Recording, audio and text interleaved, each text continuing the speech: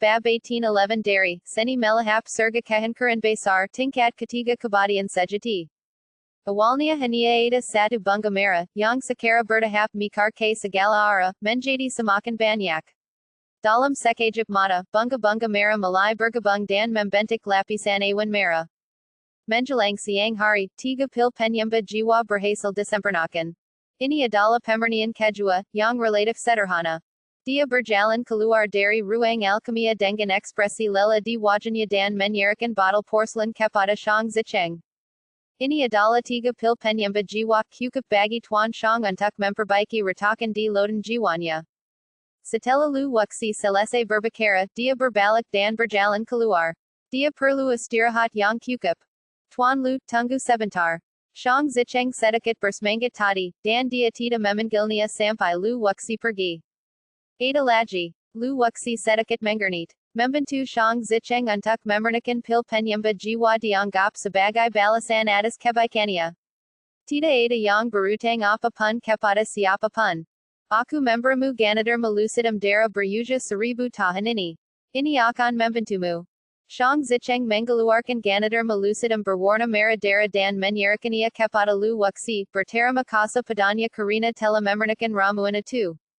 Melahad darah ganadar melucidum, kulidasnya sangat tinggi. Jika ditera di luar, nilainya setidaknya 500.000 hingga 700.000 batu abadi. Shang Zicheng benar-benar rela melepaskannya. Kalau begitu aku tidak akan bersikap sopan. Lu waksi sekarang sangat perlu meningkatkan kultivasinya. Dengan ganadar madera, dia dapat menembus ke tingkat ketiga dari dewa sejati. Musuh berikutnya yang dihadapinya lebih kuat dari sebelumnya, dan akan sulit untuk menghadapi mereka dengan tingkat kultivasinya saat ini. Setelah apa yang terjadi tadi malam, lu waksi tidak ingin meminjam kekuatan Yilinghan untuk saat ini. Mulai sekarang, semuanya tergantung pada diri sendiri. Hanya dengan kekuatan yang kuat Anda dapat bertahan hidup. Ketika aku kembali ke halaman, Yilinghan belum pergi. Dia duduk di sana sendirian, tampak tertekan. Ketika dia melihat lu waksi masuk, dia cemburu dan tampak tidak senang.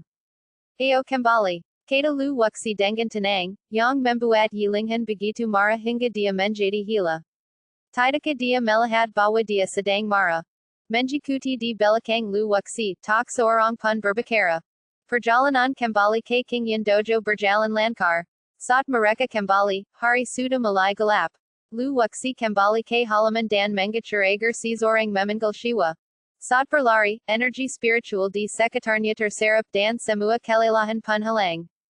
Tidak ada terburu-buru untuk memurnikan darah ganadar melucidum, karena Shiwa sudah menunggu di luar halaman.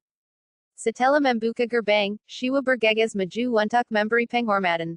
Gunakan semua yang telah kau pelajari baru-baru ini.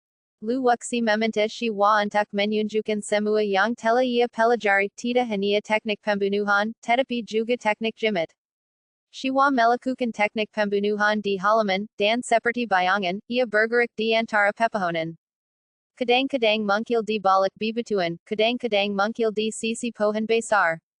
Setiap kali belati ditebas, akan tercipta hembusan angin di udara. Lisak seperti kelinci dan sesepit kilat. Setiap serangan yang dilancarkannya memiliki kekuatan seperti guntur. Hanya dalam beberapa lusan hari, Shiwa telah menguasai teknik pembunuhan hingga ke tingkat tersebut. Berdiri tegak, Shiwa menunjukkan ekspresi puas. Lu waksi menggerutkan kening, sangat tidak puas dengan kinerja Shiwa.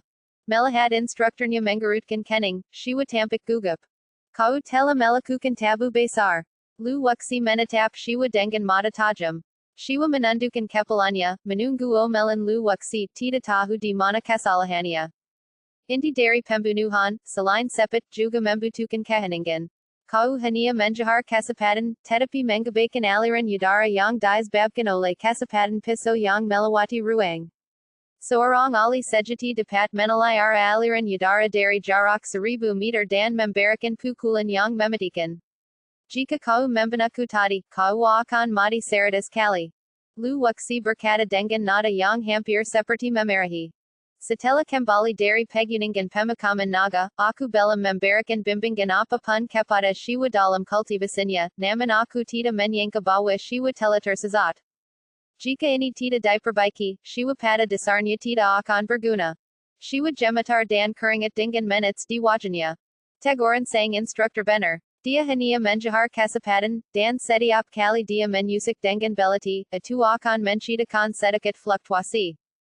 Selama kurun waktu ini, ia telah bertarung dengan Shang Rulang, dan keterampilan membunuhnya selalu memberinya keunggulan. Awalnya dia merasa puas diri, tetapi sekarang tampaknya dia hanya unggul dalam persaingan dengan Shang Rulang karena keterampilan fisiknya. Jika terjadi pertarungan hidup dan mati yang sesungguhnya, Shang Rulang dapat dengan mudah mengambil nyawaannya. Inilah perbedaan antara sparring dan pertarungan sampai mati. Besok akan terjadi pertarungan hidup dan mati antara kau dan Beijingnya. Apakah kau siap? Tanpa memikirkan teknik pembunuhan, Lu Wuxi meminta Shiwa untuk melakukan teknik jimat. Menyingkirkan belatinya, Shiwa mulai mengukir dengan tangan kanannya.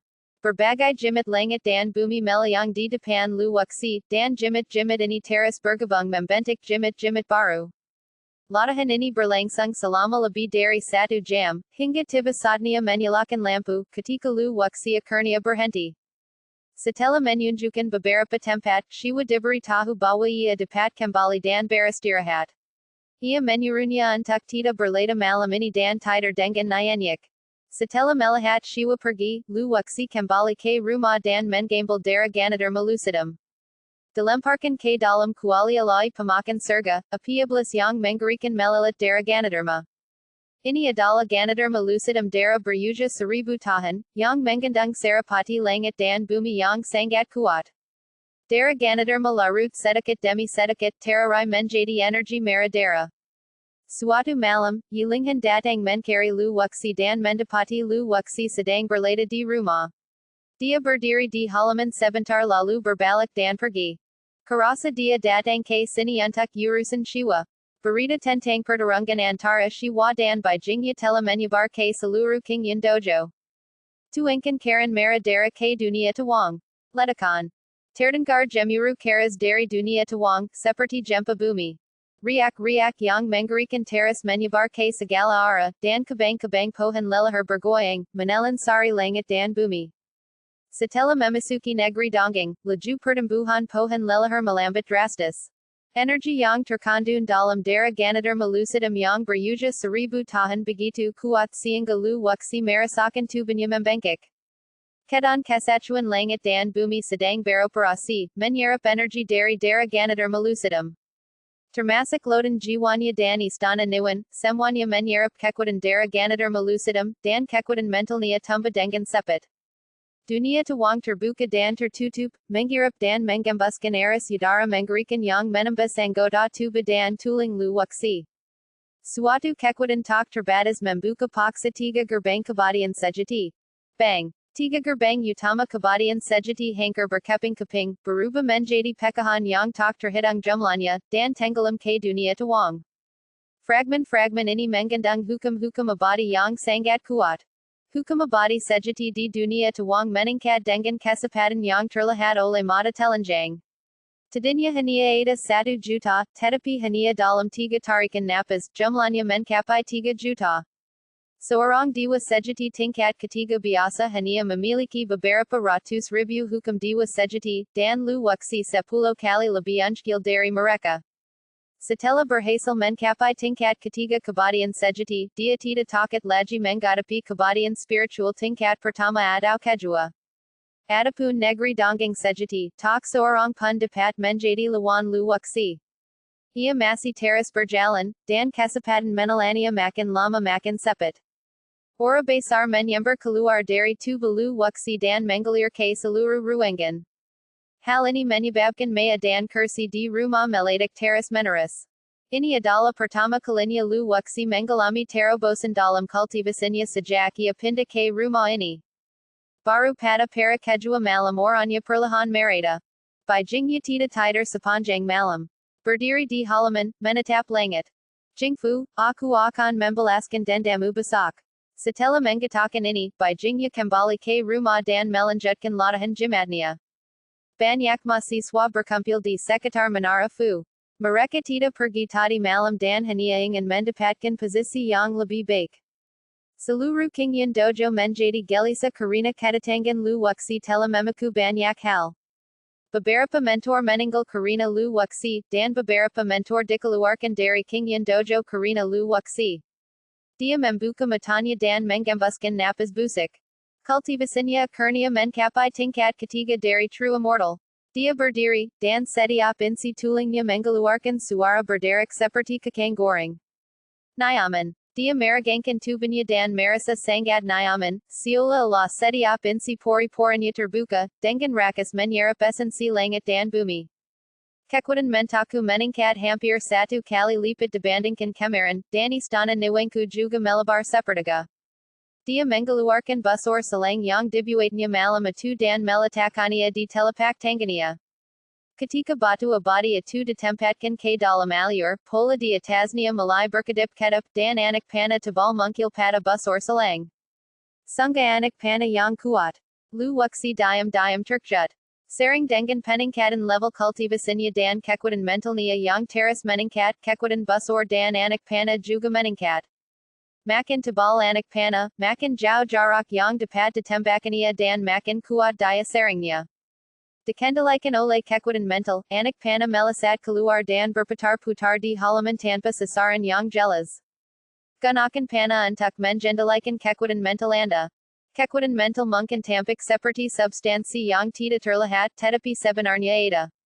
Semakin Tinggi Kemurniannya, Semakin Baik Pengendaliannya. Anak Pana Itu Telah Berterbangan Selama Beberapa Waktu Dan Belamada Tanda Akan Menggalang. Selain mengendalikan anak pana, kekuatan mental juga dapat menciptakan ilusi. Lu Wuxi memasukan beberapa ilusi ke dalam anak pana, sehingga menyulitkan lawan untuk bertahan terhadap serangan anak pana. Pada saat itu, gerbang tiba-tiba terbuka.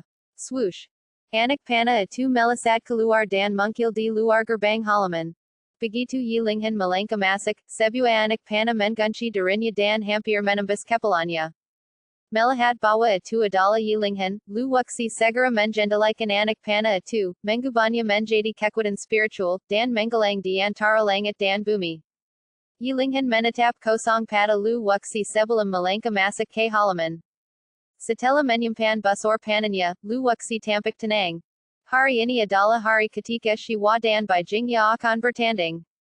Sudah larut malam, mari kita berangkat secepatnya. Mata Yilinghan sedikit merah. Dia pasti menangis tadi malam. Dia tidak mengerti mengapa Lu Wuxi tiba-tiba menjadarinya. Apakah karena dia tidak melakukannya dengan cukup baik? Melihat wajah Yilinghan yang lesu, Lu Wuxi merasa sedikit kasihan di hatinya, dan menahan dorongan hatinya. Aku mengerti, kamu tunggu aku di luar dulu. Setelah mengatakan itu, Lu Wuxi berbalik dan kembali ke rumah. Setelah berlada semalaman, tubuhnya sudah basah oleh keringat dan dia perlu berganti pakaian baru. Tatapan aku tak aku Lu Wuxi membuat Yilinghan merasa pada hati. Setelah berganti pakaian, Lu Wuxi keluar dari rumah dan mendapati Yilinghan sedang menyeka matanya. Dia pura-pura tidak melihatnya dan berjalan keluar terlebih dahulu. Bukan karena Lu Wuxi tidak berperasaan, tetapi Lu Wuxi tidak ingin melibatkan Yilinghan. Dia sekarang dikelilingi oleh musuh-musuh yang kuat dan apa yang akan dia hadapi selanjutnya bukan hanya alam abadi, tetapi juga penjaharan kaisar abadi. Berada bersamanya selalu berbahaya. Rasa sakit yang singkat lebih buruk daripada rasa sakit yang lama. Ini mungkin kejam bagi Yilinghan sekarang, tetapi ini adalah satu-satunya hal yang dapat dia lakukan untuk bertahan hidup. Tentu saja, hal-hal ini tidak bisa diceritakan kepada Yilinghan. Kalau saja dia tahu, dia pasti akan bersamanya tanpa ragu-ragu, jadi Lu Wuxi hanya bisa menanggungnya sendiri. Bahkan jika dia membiarkannya salah paham selama sisa hidupnya, Lu Wuxi akan bersedia melakukannya. BAB 1812 Pertempuran Menara Jimat. Seluruh dojo Kingyan liber hari ini. Meskipun tidak ada hari liber, para siswa siap untuk mementakuti. Mari kita berbahagia dan beristirahat bersama. Shang Rulang dan Yang lainnya sudah berdiri di luar gerbang rumah besar. Shiwa sudah siap berangkat dan Xiao Qian teras merapikan pakaian Shiwa. Air mata mengalir tanpa sadar di pelupuk mata Xiao Chen, tetapi Shiwa, sebaliknya, sangat gembira. Ini adalah langkah terpenting dalam hidupnya. Jika dia mengambal langka atu, hidupnya akan menjadi sangat menarik. Kegagalan, hidupnya berakhir. Siswa-siswi yang lain berdiri di sekitar, mereka semua adalah siswa dari asrama Nanhu, dan mereka semua akan pergi ke tempat kejadian untuk menyemangati pertempuran hari ini.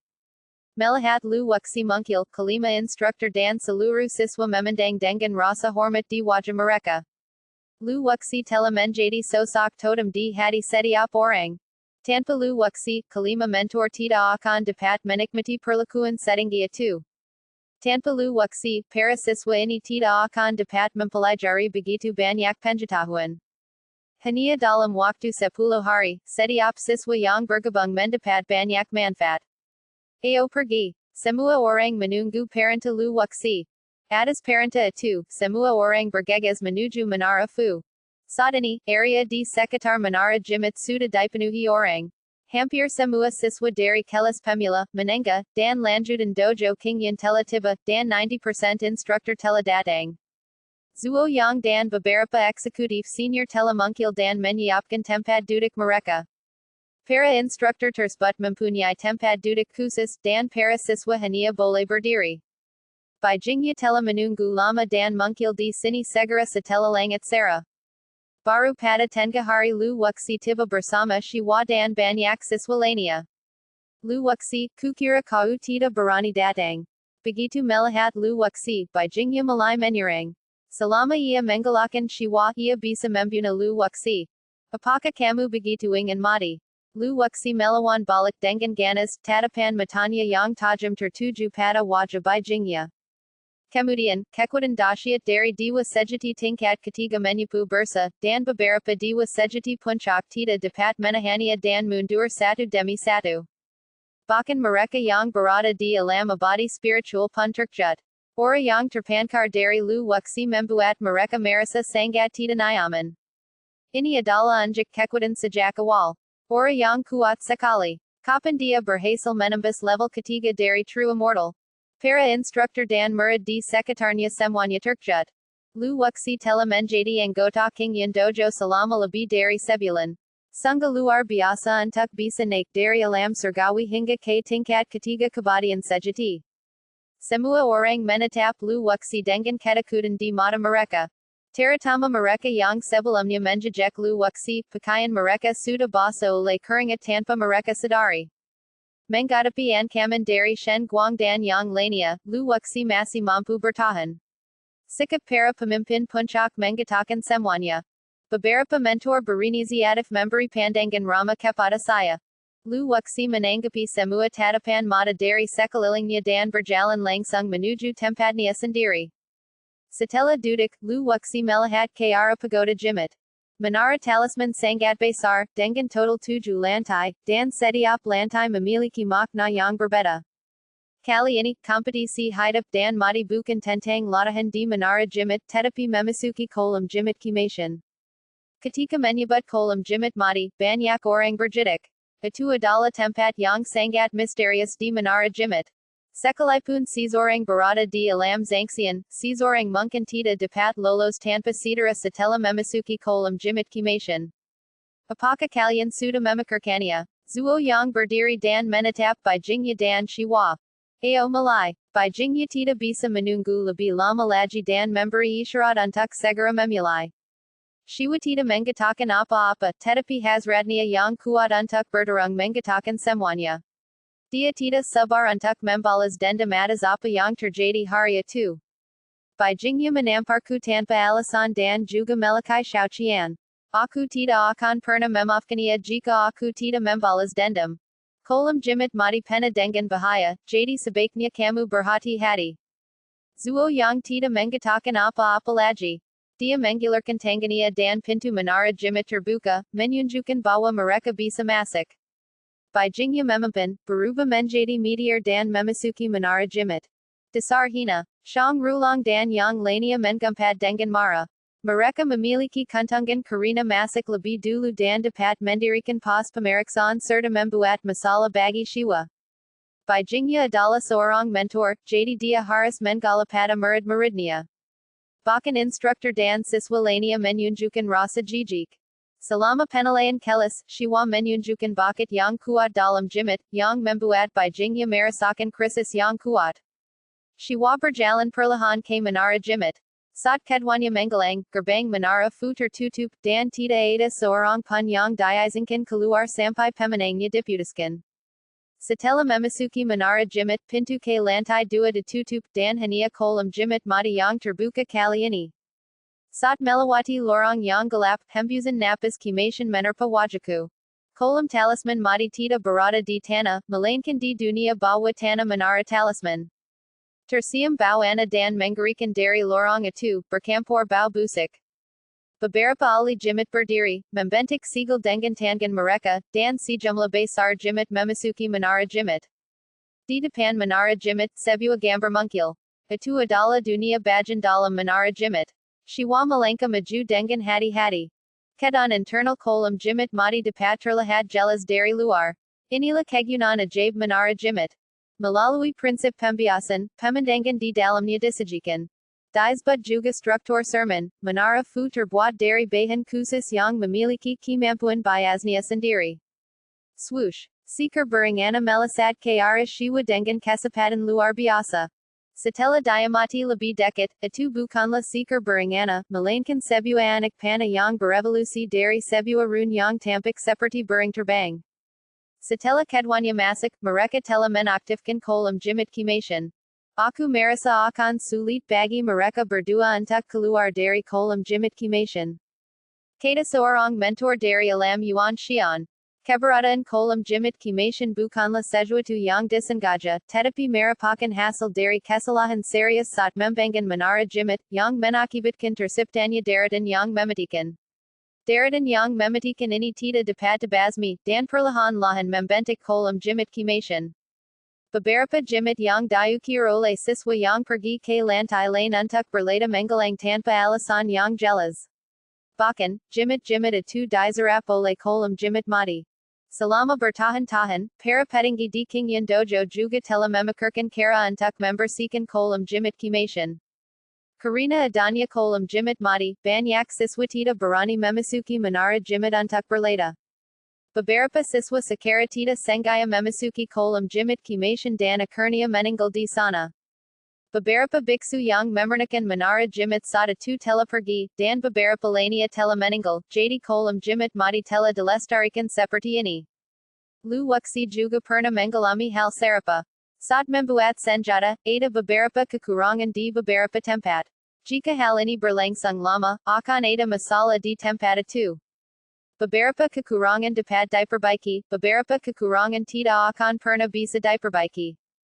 Kolam dead talisman sudah terlalu tua untuk dipugar. Para petinggi Qingyan Dojo menggunakan berbagai metode untuk menyegel kolam jimit kimasan di bawah pagoda jimit. Sebelumnya menara talisman memiliki 8 lantai, tetapi setelah kolam talisman kimasan disegel, meneranya menjadi 7 lantai. Menghadapi rune terbang, shiwa tidak menghindar, tetapi menggambar garis di udara. Sebuah bola api mungkil di udara. Ketika rune terbang itu menyentuh api itu dengan cepat terbakar dan berubah menjadi bola kabut. Ini adalah kantas jimit. Kekuatan tidak berpengaruh di sini, kalau tidak Lu Wuxi tidak akan membiarkan shiwa bersaing dengan bijingnya. Setelah menyingkirkan rune itu, shiwa mempercepat langkahnya dan berjalan melalui lorong yang gelap. Sebuah kolam air berwarna hijau tua mungkil di depannya. Bijingnya berdiri di tepi kolam jimit kimasan, mencoba mencari cara untuk melewatinya. Ketika musuh bertemu, mereka sangat iri satu sama lain. Sebuah jimit mungkil di tangan bijingnya dan dia langsung menuju shiwa. Berdasarkan persuratan, kedwanya akan berlomba untuk melihat siapa yang dapat menyeberangi kolam jimit kimasan terlebih dahulu dan akan menjadi pemenangnya. Selama periode ini, mereka tidak diperbolehkan melakukan tindakan apapun. Bijingnya telah melanggar aturan, dan jimit itu berubah menjadi meteor yang menutupi shiwa. Jimit itu, yang sebanding dengan yang ada di alam zangsian, mengeluarkan suara sulan, dan shiwa ditakdirkan untuk mati. Tidak bagus. Pemandangan di dalam tampak di mata semua orang. Banyak siswa berdiri dan berseru. Guru biter lala hina. Kami jelas-jelas berkompetisi dalam seni jimit tetapi dia malah menggunakan jimit untuk menyerang shiwa. Si jumla besar murid mengumpat, menganggap by jingya terlala hina dan tita tahu malu. Shang Rulong dan yang lania sangat simas dan hania bisa menyaksikan jimit itu bergegas menuju shiwa. Yilinghan menjpalkan Tanzania dan menetap luwaksi. Dia mendapati bahwa tidak ada giholak di wajah luwaksi. Dia sangat tenang, seolah-olah dia sudah menduga bahwa Beijingnya akan mengambil tindakan terhadap shiwa. Jimit itu semakin dekat ke arah shiwa, dan tiba-tiba ia berubah wujud menjadi seekor harimau, membuka mulutnya yang berdarah, dan menjijit shiwa. Jimit itu berubah menjadi bentuk manusia. Beijingnya memiliki bakat besar dalam seni jimit. Setelah Kimation Che Yangrong, Beijingnya memiliki lebih banyak murid, karena selain Che Yangrong, bakatnya dalam jimit dianggap paling unggul di King Indojo. Shiwa tidak terburu-buru atau lambat dan sebuah jimit juga muncul di Tanzania. Jimit itu tiba-tiba terbuka dan berubah menjadi lubang hitam besar, mengeluarkan api yang mengerikan. Begitu jimit itu muncul, ekspresi semua orang tiba-tiba berubah. Jimit ini memancarkan aura kuno dan perubahan kehidupan yang menjejutkan semua orang. Ini adalah kekuatan jimit leluhur, dan hanya Lu Wuxi yang mengetahuinya. Lu Wuxi memadukan kekuatan jimit leluhur ke dalam jimit yang disempurnakan oleh shiwa. Jimit yang diukir oleh shiwa berisi kehendak jimit leluhur. Jimit leluhur api, meskipun tidak memiliki kemampuan melahap, dapat membakar segalanya. Api yang mengerikan menutupi langit dan menyelimuti harimau itu, mengubahnya menjadi abu sedikit demi sedikit. Pemandangan yang tiba-tiba itu tidak hanya membuat Beijingnya lengah, tetapi juga membuat para murid dan instruktur di luar saling memandang dengan bingung. Mereka mengira shiwa sudah ditakdirkan mati, namun siapa sangka ternyata jimit yang dilepaskan shiwa begitu sakti. Ini adalah kartu truf Lu Wuxi. Dengan bantuan jimit leluhur, dia sudah tak terkalahkan. Bagaimana mungkin jimatmu bisa membakar jimatku? Beijingnya tampak tidak percaya, dengan sedikit kepanikan di matanya. Jimit di tangan shiwa membuatnya cemburu. Selama dia membunuh shiwa, jimit itu akan menjadi miliknya. Shiwa menggayungkan tangan kanannya ke udara, dan ruang di sekitarnya menjadi sangat bergejolak. Rune yang tak terhitung jumlahnya muncul dari kolam jimit Kimation. Ribuan tahun telah berlalu, dan tidak seorang pun tahu berapa banyak rune yang bersembunyi di kolam rune Kimation. Selain rune, banyak pula talisman yang melesat ke arah shiwa dan menghantam talisman di udara. Shiwa sebenarnya menyerap rune di kolam jimit Kimation untuk meningkatkan jimit di Tanzania. Praktik ini menjungkir-balikan kognisi semua orang yang hadir. Rune di kolam jimit Kimation sangatlah rumit dan beberapa di antaranya mengandung energi jahat. Jika kamu menyerapnya dengan gegabah, itu akan memengaruhi dirimu sendiri dan bahkan dapat meledakkan jimit yang dikendalikan oleh shiwa. Selama kekuatan jimit leluhur masih ada, rune apapun yang terintegrasi ke dalamnya akan patuh mematuhi panggilan jimit leluhur. Wajah Beijingnya semakin jelek. Tidak ada waktu lagi dan shiwa harus dibunuh secepatnya. Begitu jimit ini tumbuh, akibatnya akan dahsyat dan pasti akan menimbulkan kerusakan di wilayah Zhangxian. BAB 1813 dari Seni Melahap Surga Kehancuran Besar Pola Padang. Beberapa jimit muncul di tangan Beijingnya dan terbang menuju shiwa. Aliran udara yang kuat menyapu air di kolam jimit Kimation dan menyerbu ke arah shiwa seperti badai yang menggamik. Semua orang di luar tempat itu merasa gugup. Banyak instruktur berdiri dan mengawasi segala sesuatu di kolam jimit Kimation dengan saksama. Oh tidak, shiwa dalam bahaya. Tindakan Beijingnya menimbulkan ketidakpuasan di antara banyak orang, dan mereka berlomba di kolam fu mati untuk melihat siapa yang bisa menyeberangkannya terlebih dahulu. Bahkan sebelum tantangan dimulai, Beijingnya sudah memimpin, yang sungguh menjijikan. Mata indah Yilinghan dipenuhi kecemasan. Xiaoqian teras menetap pagoda jimit. Shang Rulong dan yang lainnya diam-diam bersorak untuk shiwa. Bahkan para petinggi King Yin Dojo pun terdiam. Sekalipun Beijingnya memenangkan pertempuran ini, kemenangannya tidak terhormat dan dia tidak layak menjadi guru. Seorang guru harus menepati janjinya. Anda tidak dapat melihat hal itu pada Beijingnya, ia tampak seperti bajingan. Menghadapi serangan Beijingnya, shiwa tidak melawan balik dengan kuat. Sebaliknya, dia menggambar garis di udara dengan tangan kanannya, dan jimit yang melayang di depannya tiba-tiba membesar, seperti selamat melayang di depan Shiwa. Maju. Shiwa terbang ke arah jimit itu dan mengendalikannya untuk terbang ke sisi lain kolam jimit kimation. Siapa pun yang menyeberangi kolam jimit kimation terlebih dahulu akan menjadi pemenangnya. Asal dia menang, bijingnya akan mati. Bijingnya sangat marah, namun Shiwa malah mengambil ala dan bergegas ke sisi lain kolam jimit kimation. Mencari kimation. Dengan teriakan keras, bijingnya menebas dengan telapak tangannya, dan benar-benar menggunakan kekuatan zangsian untuk menghancurkan Shiwa. Tercela sekali, aku tidak tahan. Para siswa menggertakkan gigi karena benci. Mereka belum pernah melihat orang yang begitu hina dan tidak tahu malu. Tingkat kultivasi kedua pria itu sangat berbeda, dan duel ini akan memperebutkan jimit, tetapi bijingnya telah melanggar aturan berkali-kali. Bahkan para petinggi Kingyan Dojo pun tidak bisa tinggal diam. Kejahatan bijingnya bukan hanya pelanggaran aturan, tetapi juga sermonan dari keseluruhan tingkat pengajaran Kingyan Dojo. Zuo yang melihat ke arah orang-orang tua di sekitarnya. Mereka berdiri satu persatu dan melemparkan jimit yang jatuh ke menara jimit. Tiba-tiba, menara talisman mengalami perubahan besar. Sejumlah besar rune berkelbat, seperti jaring laba-laba yang rapat, menutupi menara talisman. Sebuah batasan tak kasat mata menyelimuti langit di atas kolam jimit kimation. Kultivasi bijingnya ditekan, dan dia tidak dapat memobilisasi kekuatan zangsian. Pemandangan yang tiba-tiba itu membuat bijingnya lengah. Tekanan telapak tangan raksasa yang menghancurkan Shiwa tiba-tiba menggelang dan berubah menjadi serangan biasa dari negeri dongeng atas. Boom! Meski begitu, suara gemuruh terdengar dari belakang Shiwa, dan air di kolam jimit kimation tampak meledak, seperti air mendidih. Anehnya, tidak ada sedikit pun rasa khawatir di wajah Lu Wuxi. Sekalipun petinggi Kingyan Dojo tidak ikut campur, Lu Wuxi punya cara untuk menyelesaikan situasi tersebut. Karena para petinggi sudah campur tangan, itu menyelamatkan saya dari kesulitan. Tubuh Shiwa gemetar dan dia hampir terjatuh dari jimatnya. Jimit itu terbang dengan kecepatan sedang. Dampak dahsyat itu menyebabkan semua rune yang tertidur di kolam rune kimation mungkil. Seluruh kekosongan itu dipenuhi dengan sejumlah besar rune, beberapa di antaranya berasal dari ribuan tahun yang lalu, dan beberapa dari beberapa tahun terakhir. Beberapa rune kuat dan beberapa lemah. Beberapa rune yang kuat mulai menyerang mereka berdua.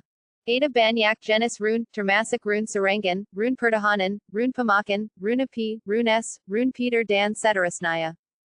Kolam rune mati telah ada selama ribuan tahun, dan tidak seorang pun mengetahui berapa banyak rune yang telah dikumpulkan di dalamnya, dengan rune serangan menjadi yang paling banyak jumlahnya. Shiwa membentuk sigil dengan satu tangan, dan simbol-simbol ana berkelbat. Simbol-simbol yang melesat itu berhenti dan tetap berada di udara. Bijingnya tidak mau ketinggalan, jadi dia juga mengeluarkan jimit, memperbesarnya, duduk di atasnya, dan terbang ke sisi yang berlawanan dengan jimit itu. Mereka yang berada di alam zangsian tidak bisa terbang dan tidak bisa menyeberangi kolam jimit kimation sama sekali, jadi mereka hanya bisa mengandalkan jimit. Mereka saling menjahar. Kolam rune kimation sangat besar, dan rune yang mungkil darinya mulai menyerang mereka berdua. Hanya dalam beberapa tarikan napas, jimit yang dikendalikan Shiwa menjadi berlabang dan sewaktu-waktu dapat tenggelam ke dalam kolam jimit kimation. Jika kau tenggelam di kolam jimit kimation, kau pasti akan mati. Jimit yang ditungangi bijingnya juga terkena jimit-jimit itu. Jika teras seperti ini, akan sulit baginya untuk bertahan hidup sampai ke seberang. Jumlah rune yang mungkil dari death rune pond masih terus bertambah, menutupi langit dan matahari. Langit dipenuhi rune, terutama rune serangan yang kuat, yang telah berubah menjadi pedang tajam. Wajah Shiwa tampak serius. Dia hanya memiliki satu lengan, dan kecepatannya dalam mengukir rune jauh lebih lambat daripada bijingnya. Wah, mati kau. Bijingnya hendak menjahar Shiwa dan tertawa terbahak-bahak. Menghadapi agresivitas bijingnya, Shiwa tidak tergesa-gesa atau lambat. Dia menarik tangan kanannya dan jimit segitiga mungkil. Salama penalayan kelis terakir, shiwa menggukir symbol sagitaga. Sat symbol sagitaga at 2 munkil, saluru kolam symbol kimation menjadi sangat gelisa, dan symbol yang meloniak at 2 malai berkumpil menuju shiwa. Lihat, rune at 2 bener menyatu. Para siswa di luar tempat at 2 menatap menara rune at 2 dengan saksama, dan seruan pun keluar dari mulut mereka. Jimit makam apa ini, dan menapa ia bisa mengendalikan rune di kolam jimit kimation. Ada banyak instruktur jimit yang hadir, dan mata mereka hampir keluar dari kepala mereka. Simbol segitiga yang diukir shiwa seperti nenek moyang rune dan memiliki kekuatan memberi perintah. Bijingnya punya firasat buruk. Rune di sekitarnya teras menggelang dan berkumpil di sekitar shiwa.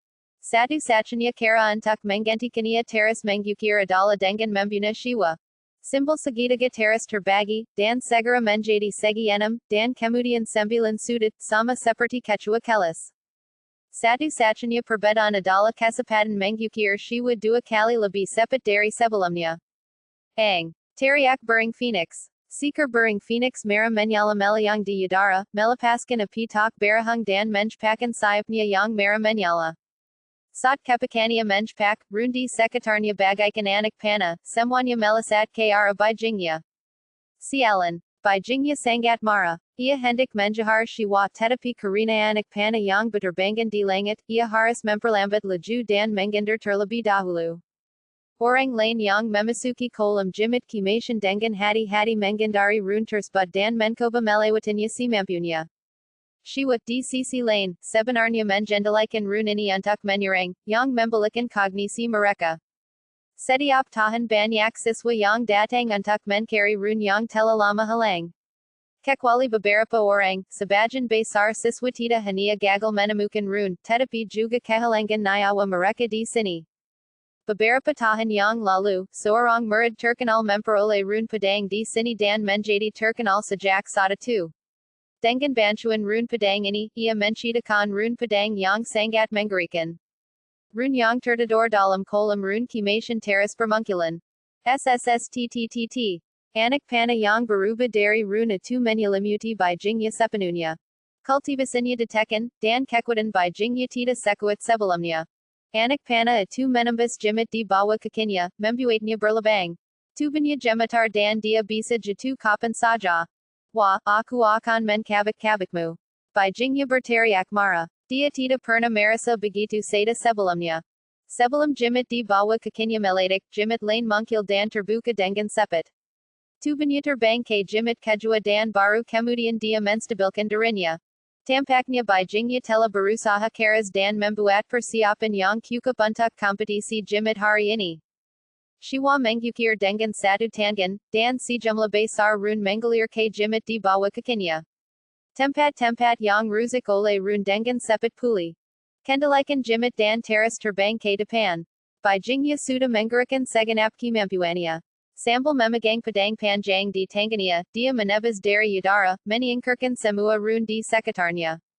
Tiba-tiba, terjadi gelembang di angkasa, dan riak-riak muncul di permukaan kolam jimit kimation. Mereka yang berdiri di luar menahan napas, semua orang sangat gugup. Swish. Pedang merah menyala melesat keluar dari kedalaman kolam jimit kimation dan langsung menuju ke arah shiwa. Rune di kolam rune kimation tidak membedakan lawan, siapa pun yang datang akan diserang olehnya. Rune ini telah tertidur selama ribuan tahun dan tidak memiliki banyak kecerdasan, sehingga mereka melancarkan serangan tanpa pandang bulu. Wajah Shiwa berubah drastis. Pedang merah menyala yang melesat ke arahnya ternyata adalah pola pedang langka. Pola pedang semacam ini sangat langka, dan hanya ada segelintir yang dapat diukir di seluruh kota Donggang. Terlebih lagi, pola pedang ini pada masa kejayaannya pasti akan melampaui alam Zangxian. Selain itu, setelah dipelihara di kolam jimit kimation selama bertahun-tahun, pola pedang menjadi lebih murni. Menara jimit merupakan tempat bagi para siswa untuk berlatih seni jimit, menyerap energi di menara jimit, menyempurnakan jimit mereka sendiri, dan meningkatkan jimit mereka sendiri. Rune di dead rune pond tidak bisa meninggalkan tempat ini. Rune itu menyerap energi dari rune tower setiap siang dan malam. Bisa de Bayankan Batapa Mengarakania Setiap Rune di Sini. Pola Padang Baruba Menjadi Padang Tajam, Yang Membutukan Waktu Bertahan Tahan Untuk Membuatnya. Shiwa Dalam Bahaya. Para Siswa di Luar Sangat Gugup. Banyak dari mereka menjpalkantangan, berharap bisa masuk ke menara jimit untuk melihat apa yang sedang terjadi. Bahkan lu waksi pun membuka matanya. Dia telah merencanakan segalanya, tetapi dia tidak pernah menyangka akan ada pola padang di kolam jimit kimasyan. Mulai sekarang, semuanya bergantung pada Shiwa sendiri. Lu waksi telah melakukan semua yang seharusnya dia lakukan. Padang tajam itu semakin dekat, hanya beberapa meter jauhnya dari Shiwa. Bijingnya tiba-tiba tertawa terbahak-bahak. Dia tidak menyangka Shiwa akan mati di tangan Jinwen. Begitu Shiwa meninggal, dia tentu akan memenangkan pertempuran. Setelah meninggalkan menara Fu, dia akan dapat membunuh Lu waksi. Shiwa tiba-tiba menjadi sangat tenang, tatapan matanya bagaikan ular berbisa, menatap tajam ke arah padang merah itu. 3 meter, 2 meter, 1 meter. Padang yang mengerikan itu bersil dan menghankarkan pakaian Shiwa, menjadikannya kampang-kampang. Padang ini sebanding dengan serangan dari seorang abadi yang mendalam. Shiwa hanya berada di alam abadi surgawi tingkat tinggi, jadi tidak diragukan lagi akan sangat sulit baginya untuk mematakannya. Melihat Shiwa akan mati di tangan Jian Wen, Shiwa membuat keputusan yang sangat luar biasa. Dia benar-benar mengendalikan rune 9 sudut di kehampaan dan menabrak rune padang. Burung Phoenix merah menyala itu menggelang dan berubah menjadi lambang 9 titik, melepaskan kobaran api. Bahkan Zuo Yang dan lainnya tidak dapat memahami langkah ini. Apakah dia gila? Bukankah seharusnya dia memilih untuk menghindarinya saat ini? Ada beberapa instruktur jimat di Qingyan Dojo. Ketika mereka melihat Shiwa menggunakan jimatnya untuk memukul pola padang, semua orang menunjukkan ekspresi terkejut. Ini masalah hidup dan mati. Dia sekarang berada di atas kolam jimat kimasyan. Bahkan jika dia menghindari serangan pertama, bagaimana dengan serangan kedua dan ketiga? Kata seorang instruktur jimat yang lebih tua. Anda dapat bersembunyi untuk sementara waktu, tetapi Anda tidak dapat bersembunyi selamanya. Shiwa harus menghadapi pola padang ini cepat atau lambat. Daripada melakukan hal ini, lebih baik memilih konfrontasi langsung saja. Jika Anda dapat mengalahkan pola padang, peluang Anda untuk menang akan lebih besar. Boom! Pola padang dan pola rune 9 sudut saling bertabrakan, membentuk riak-riak yang menakutkan. BAB 1814 dari, Seni Melahap Surga Kehancuran Besar, 5 Jimit Gunter. Para penggemar buku sedang membaca. Dampak yang kuat itu menerbangkan Shiwa, dan Jimit di bawah kakinya dan tubuhnya terlempar saja 10 meter. Akibatnya dalam kehampaan belam menggelang dan teras menyebar. Bijingnya berdiri di kejauhan, dan akibat gelembang itu menyapu Jimit di bawah kakinya, menyebabkannya sedikit bergetar. Sambil menetap ke dalam kehampaan, dia melihat bahwa pola padang dan rune yang dikendalikan Shiwa sebenarnya saling menempel dan melahap satu sama lain. Hasil ini melampaui harapan semua orang. Shiwa membentuk sigil dengan satu tangan, dan sejumlah besar rune mungkil di udara dan ditambahkan ke rune 9 sudut. Pola padang itu masih berdampak, mencoba merobek rune di depannya. Ini adalah kantas rune dan juga kantas jalan rune. Rune bersudut 9 yang dikendalikan Shiwa tidak dapat disebut sebagai jimit. Jimit yang asli tidak terlihat seperti ini. Bijingnya mengendalikan jimit itu dan segera mendekati Shiwa, berniat bergabung dengan Jinwen untuk membunuh Shiwa. Shiwa sudah mencapai batasnya ketika berhadapan dengan satu pola padang, dan pendekatan bijingnya membuat situasi menjadi lebih buruk. Saya tidak menyangka guru Bai begitu hina. Saya benar-benar salah menilai dia sebelumnya. Banyak siswa yang mengungkapkan kemarahan, termasuk siswa bijingnya. Mentor yang mereka hormati akan melakukan apa saja untuk mencapai tujuannya. Bahkan jika bijingnya selamat, reputasinya akan anjlok dan tak seorang pun akan mau bergabung dengan kelasnya. Shiwa sangat marah, dan pola padang itu mulai melakukan serangan balik, melepaskan niat padang yang luar biasa. Rune bersudut 9 itu mulai mundur, dan sejumlah besar retakan mungkil di atasnya. Jika ini terus berlanjut, rune 9 sudut pasti akan dikalahkan oleh rune padang. Padang by Jingya Telatiba, Dan Shiwa Dizarang Dari Kejua Sisi. Pada Sat Kritisini, Shiwa Menjijit Ladanya Dan Mengaluarkan Setagik Dara. Dara Mera Disuntikan K Dalam Rune Sembilan Sudit. Tiba Rune Bersudit Sembilan Atu Bersanar Taring, Melapaskan Ora Dashiat, Bagaikan Seeker Binatang Purba Yang Tengabangkat.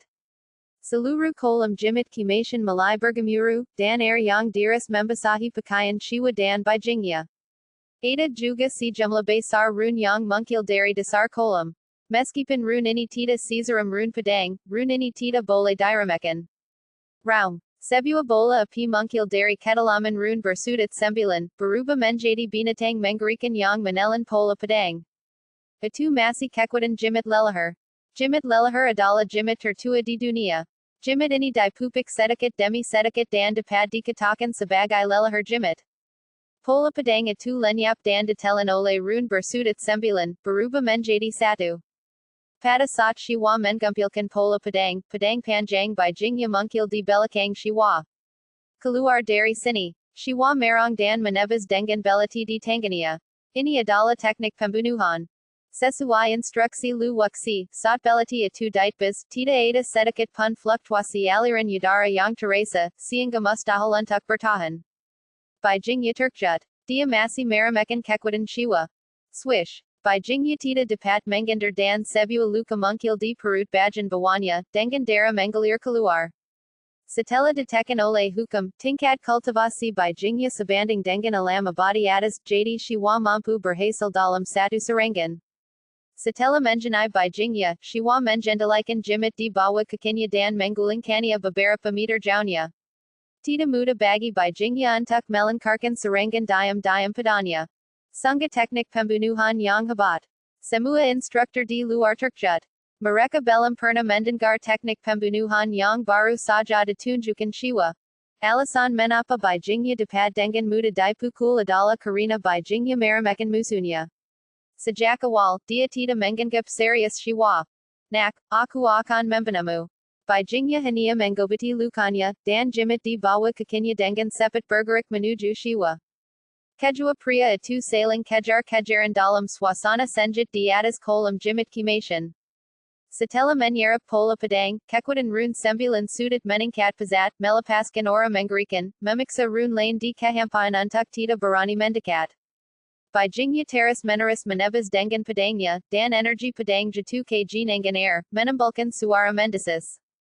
Lihat, Apa Yang Dilakukan Shiwa. Mengadapi Kejaran by Jingya, Shiwa Tita Melawan Tetapi Teras Mengander, Membuat Banyak Orang Binging. Dia Melahap Rune di Kolam Rune Kimation. Kata Seorang Instruktur Dengan Kagat. Mungkin Dia. Kolam Jimit Kimation Terlala Besar. Kedwanya Menjahar Kukup Lama Tetapi Masih Belam Mencapai Tepi. Bayi Batu Atu Menelan Ribuan Rune, Dan Rune Bersudit Sembilan Atu Sekara Bertahap Terbentuk Dan Berkembang Menjadi Jimit Yang Lengkap. Meski Tadi Tampik Seperti Jimit, Masih Banyak Hal Yang Halang. Sembilan Rune Sudit Yang Lengkap Dapat Dipasakan Menjadi Tiga Bajan, Dan Dijabungkan Menjadi Satu Bajan. By Jingya Tiba Mendapat Farasit Buruk Bawa Krisis Besar Sedang Menghampirannya. Swoosh, swoosh, swoosh. Beberapa Pola Padang Munkil Dari Dasar Kolam, Kali Ini Menyerang Shiwa Dan by Jingya. Mengadapi Bekas Padang Beterbangan, by Jingya Menyera Menjahar Shiwa Dan Memutuskan Untuk Menyelesaikan Bekas Padang Itu Terlebih Dahulu. Ini juga Memberi Shiwa Kesempatan Untuk Bernapas Lega. Tanpa Dikair by Jingya, Dia Akhirnya Bisa Bernapas Lega. Kendalikan Rune Sembilan Sudit Dan Terbang Menuju Rune Padang. Shiwa Malai Menjara Dengan Sembarangan, Dan Rune Biasa Itu Mengalang Satu Demi Satu. Kalau Begini Teras, Rune di Death Rune Pond Akan Musna Seluruhnya. Tanpa Rune Yang Menjaganya, Kolam Rune Kimation Perlahan Kembali Normal. Jika Shiwa Dapat Menyerap Semua Rune di Death Rune Pond, Itu Akan Menjadi Pencapaian Yang Habat. Pola Padang Yang Melasat Kara Shiwa Dengan Sepet Mengalang Dan Diasimilasi Oleh Rune Bersudit Sembilan. By Jingya Tita Seberunting Atu. Tanpa Penandasan Jimit Lelahar, Pola Padang Atu Baruba Menjadi Padang Tajam, Melasat Maju Dan Hampir Menusik Tubanya Beberapa Kali. Buka Untuku. By Jingya Merong, Dan Padang Panjang di Tanzania Baruba Menjadi Tarai Padang, Menghangkarkan Pola Padang Atu. Ridik. Pola padang atu hanker berkeping kaping, beruba menjadi pekahan yang tak terhitung jumlahnya dan menggalang di antara langit dan bumi. Setelah Shiwa menelan dua pola padang, rune bersudut sembilan menjadi lebih besar, menutupi langit dan matahari, seperti tirai yang tergantung di atas langit. Setelah menghankarkan pola padang, bijingnya bergegas maju dan dengan cepat menyusul Shiwa. Keduanya telah saling menjahar begitu lama hingga mereka hampir mencapai sisi lain dari kolam jimit kimation. Asal Shiwa mencapai sisi lain terlebih dahulu, dialah pemenangnya. Bijingnya tidak akan pernah memberi Shiwa kesempatan. Padang panjang di tangannya tiba-tiba meliang, memaksa Shiwa terbang ke kanan, semakin menjauh dari sisi yang lain. Guru Lu, bolehkah saya bertanya sesuatu? Seorang lelaki tua berjalan melewati para siswa dan berdiri di depan Lu Wuxi. Ia memanggilnya Guru Lu dengan ekspresi hormat di wajahnya. Baru kemarin, Kingyan Dojo menetapkan bahwa Lu Wuxi akan dipromosikan dari posisi asisten ke posisi instruktur, dan akan menikmati perlakuan yang lebih tinggi. Silakan bicara. Lu Wuxi menatap lelaki tua itu dan menjawab semua pertanyaan yang bisa dia jawab. Pertanyaan yang tidak dapat dijawab tentu saja tidak akan dijawab. Orang tua itu bernama Chen Yi. Dia mengajar kelas jimit di kuil Dao Qingyan. Di antara semua instruktur jimit dia adalah yang tertua dan memiliki tahan mengajar terbanyak. Dia orang yang baik dan memiliki hubungan baik dengan orang lain. Begitu orang-orang tiba, Yilinghan mengirim pesan kepada Lu Wuxi. Aku bisa merasakan aura misterius di rune bersudut sembilan yang dikendalikan oleh Shiwa. Bisakah kau memberitahuku apa itu? Chen Yi tahu bahwa menanyakan hal ini agak tidak masuk akal, jadi dia bersikap rendah hati. Para siswa dan instruktur lainnya berkumpul di sekitar, mereka juga sangat ingin tahu. Mampu menekan pola padang jelas bukan hal yang biasa.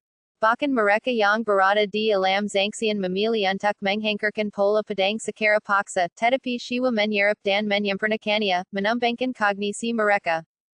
Langit dan bumi adalah awalnya, jalan jimit adalah asal mulanya, jalan para dewa adalah hakikatnya, jalan chi adalah satu, jalan manusia adalah kehidupan, dan jalan kimation adalah ketiadaan.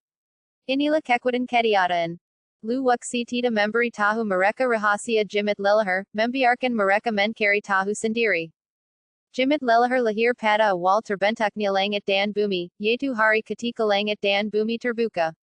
Jimit tersebut adalah Yuan, dan Yuan berarti satu, yang juga berarti awal. Shinto adalah hakikat, apa yang disebut hakikat, energi dan ra, yang mana tidak satupun boleh halang. Saluran napas itu satu, dan hanya ada satu jenis udara di dalam tubuh. Jika mungkil dua jenis udara, keduanya akan bocor dan halang. Jalan manusia adalah kehidupan, jalan kimation adalah kehampaan, yang memverifikasi yin dan yang dari langit dan bumi, dan enam jalan reinkarnasi. Chen Yi tampaknya mengerti, tetapi dia tetap membungkuk kepada Lu Wuxi. Selama dia mempelajarinya dengan saksama, dia pasti akan menemukan jawaban yang benar. Adapun yang lainnya, mereka benar-benar bingung dan tidak mengerti apa yang dibicarakan Lu Wuxi. Kesempatan menelan rune sembilan sudut berangsur-angsur meningkat dan rune yang menggembang di udara menjadi jarang, dan hampir seluruhnya terserap. Kekuatan hisap yang mengerikan melonya ke segala arah, dan bahkan kolam jimit kimation mulai menjadi sangat ganas. Energi jimit di bawah kaki kedua orang itu terkuras dengan cepat dan paling-paling hanya bisa bertahan untuk si kankerte. Jika Anda tidak dapat mencapai sisi lainnya, Anda akan jatuh ke dalam kolam jimit kimation. Wah kau memaksaku melakukan ini. 5 jimit tiba-tiba muncul di tangan bijingnya, dengan total 5 warna, yang sesuai dengan 5 atribut. Ini adalah jimit 5 Peter. Meskipun jumlahnya ada 5, itu bukanlah jimit 5 elemen, melainkan jimit 5 Peter. Jimit putih melambangkan Peter merah, jimit merah melambangkan api kehancuran, jimit emas melambangkan guntur dewa penghancur dunia, jimit hitam melambangkan sumber kehancuran, dan ada jimit lain yang sebenarnya berwarna hijau, dan energi yang dipancarkannya tidak terlalu kuat. Ini adalah tanaman merambut Peter, yang dapat berubah menjadi langit yang penuh dengan tanaman merambut dan menggunci tubuh lawan. Untuk membunuh Shiwa, bijingnya sebenarnya menggunakan keahliannya yang paling kuat. Sat Jimit Lima Gunter Munkil, Bakan Lu Wuxi Pun Berdiri, Dengan Niat Membuna Yang Mengarikan Terpankar di Matanya. Wu Xie, Apaka Shi Wa Akan Bake Saja. Dilahad Dari Situasi Sadani, Shi Wa Dalam Bahaya. Ketika Lima Gunter Bergabung, Mereka Akan Membentik Lima Pilar Gunter, Yang Bakan Dapat Membuna Mereka Yang Berada di Alam Zangsian. Shiwahania Barada di Alam Surgawi, Jadi Jika Berhadapan Dengan Lima Jimit Peter, Bisa Dikatakan Dia Tida Akan Menang Sama Sekali. Ini Jalan Bunta, Lu Wuxi Tida Menjawab Yilinghan. Pandangania Tertuju Pada Pagoda Jimit Menunggu Langka Shiwa Selanjutnia. Diala Yang Melati Shiwa Dan Dia Yakan Bawa Shiwa Akan Mampu Memakakan Kebunchuana 2. Munkin Karina Pengaru Jimit Lima Gunter, Labi Banyak Run Munkil Dari Kolam Jimit Kimation. Ada Labi Dari Solusan Pola Padang. Ada Juga Pola Gunter, Pola S, Pola Lima Elemen Dan Seterusnaya. Ada Terlala Banyak Attribute di Dunia, Dan Masing Attribute Dapat Melahirkan Sebuah Rune. Rune Ini Bener Terbang Kra Shiwa Secara Kolektif Dan Menyatu Dengan Rune Bersudut Sembilan di Depania. Apa Yang Sedang Dilakukan Shiwa.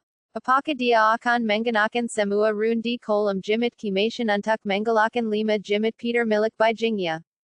Saat ini, inilah yang sedang dilakukan Shiwa. Dengan kemampuannya sendiri, dia tidak mampu melawan jimit lima gunter. Satu-satunya cara adalah dengan menggunakan semua rune di kolam jimit kimation dan mengumpulkannya. Kekuatannya pasti tidak akan kurang dari jimit lima Peter.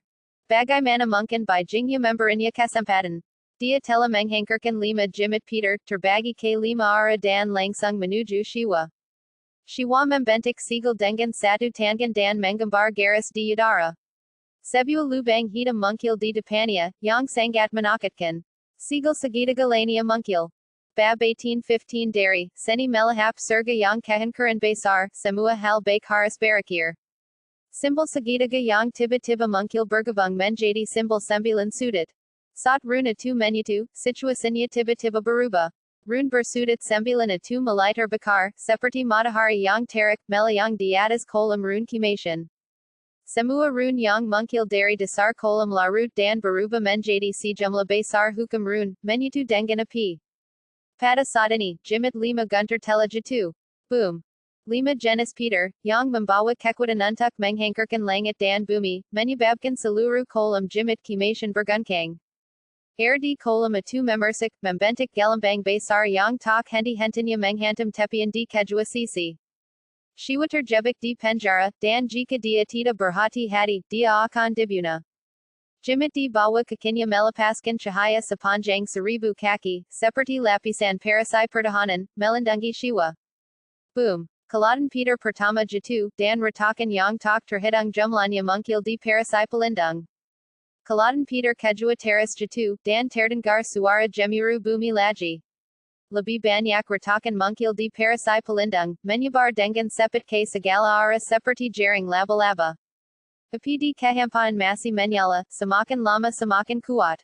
Seluruh kolam jimit kimation menjadi sangat panas dan airnya mulai mendidih. Uap yang mengerikan memenuhi langit, menggelangi pandangan semua orang, dan bayangan kedua orang itu tidak lagi terlihat. Shiwa dalam bahaya besar. Banyak instruktur menggelengkan kepala. Jenis jahat seperti itu akan mati di sini. 5 makam gunter dan kilat menyerang sila berganti. Dan kekuatannya menjadi lebih kuat setiap saat. Bang. Perisai pertahanan yang melindungi Shiwa hancur berkeping-keping, berubah menjadi pecahan yang tak terhitung jumlahnya, dan menggelang di atas kolam jimit kimation. Kelautan Peter lain menyambar, dan tanpa perisai pelindung, Shiwa hanya bisa menghadapinya secara langsung. Ini adalah jimit yang sebanding dengan level Zangxian, dan siapa pun yang terkena akan berakibat fatal. Saat gunter dan kilat menyambar, bola api yang melayang di kehampaan tiba-tiba membesar dan berubah wujud menjadi seekor binatang buas purba. Tidak seorang pun tahu makhluk buas apakah ini, karena ia belum pernah muncul sebelumnya. Langsung. Binatang buas itu merang ke langit, dan pola pedang yang tak terhitung jumlahnya dimentakan dari mulutnya, langsung menuju ke arah jimit lima gunter di langit. Peter yang jatuh itu terhenti karena bekas pedang. Lebih dari ratusan pola pedang melonyak ke langit, dan pemandangannya sangat spektakuler. Orang orang di luar tempat akara menyaksikan dengan linglung, banyak di antara mereka yang menari nari karena kegerangan. 10.000 pedang menusuk jantung.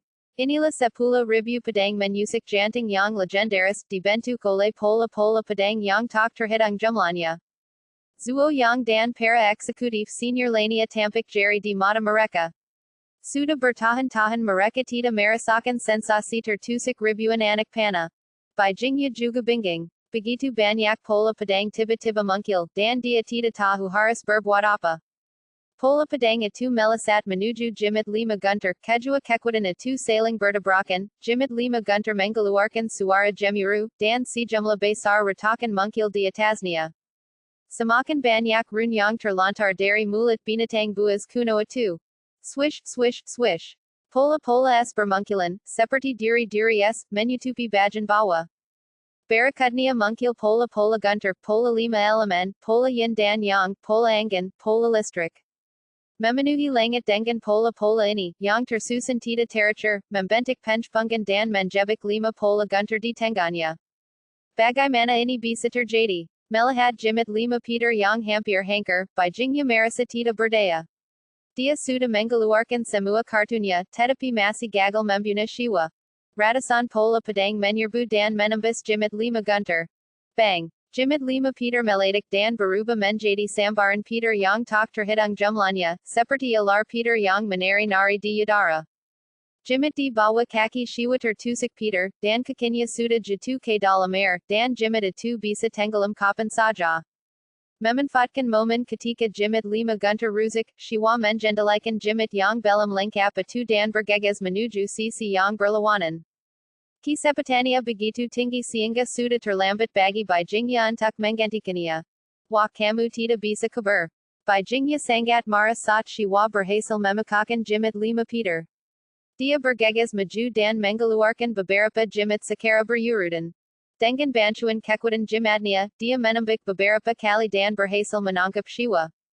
Shiwa sulit untuk dihindari. Bahkan jika Fu Dao lebih baik dari Beijingnya, masih ada kesenjangan besar antara keduanya dalam hal seni bela diri. Menghadapi penjaharan Beijingnya, wajah Shiwa tetap tenang. Serangan Beijingnya muncul dalam jarak 10 meter dari Shiwa. Tepat saat hendak menghantam, binatang buas kuno di kehampaan itu tiba-tiba menyerbu turun, membuka mulutnya yang besar, dan langsung menelan Beijingnya. Beijingnya bahkan tidak sempat berteriak sebelum tubuhnya terpanggang oleh api. Terlala cepat tak terbayangkan cepatnya.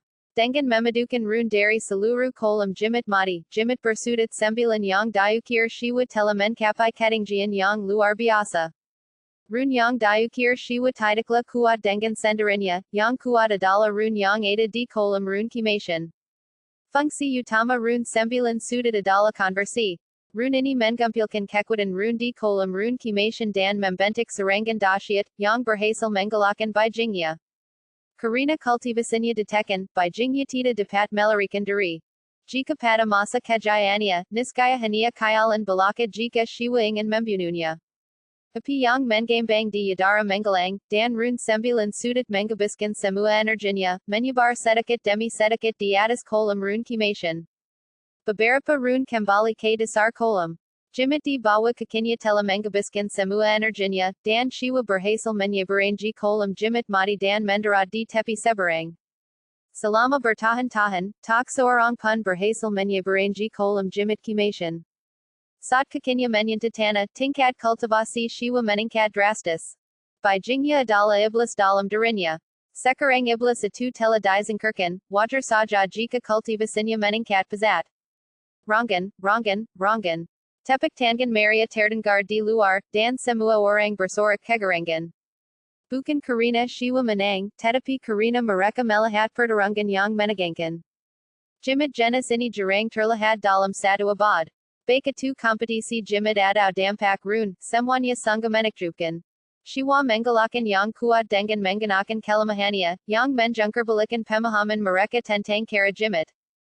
Ternyata seni jimit dapat digunakan dengan cara ini. Melihat Shiwa menang, Yilinghan dan yang lainnya akhirnya merasa lega dan merayakan bersama. Semua orang tenggelam dalam kenikmatan, tetapi mereka tidak tahu bahwa sesuatu telah pergi diam-diam. Pada sat semua orang menudarinya, lu waksi tela kembali ke kediaman nanhu.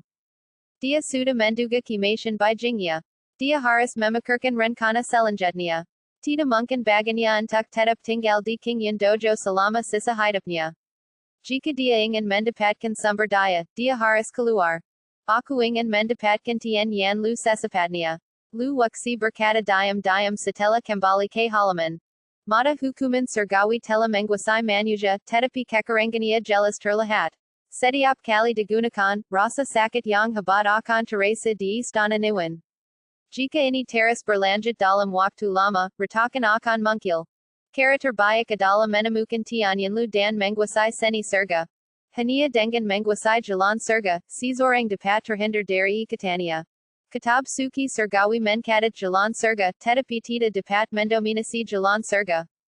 Saya belajar dari Lau Kayu bahwa sekarang Tianyanlu telah jatuh ke tangan gerbang mesin hitam, tidak akan mudah untuk mendapatkan Tianyanlu.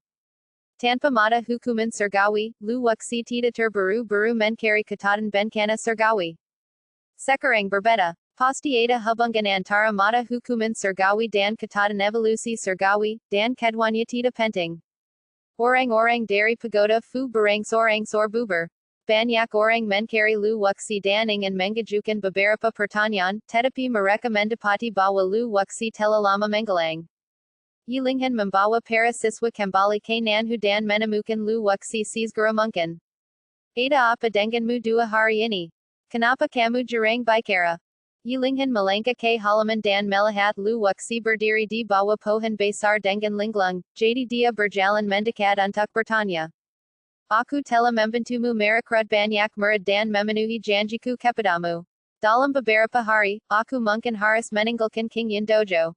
Tatapan mata lu waksi jatuh ke wajah Yilinghan dan berkata dengan aku tak aku.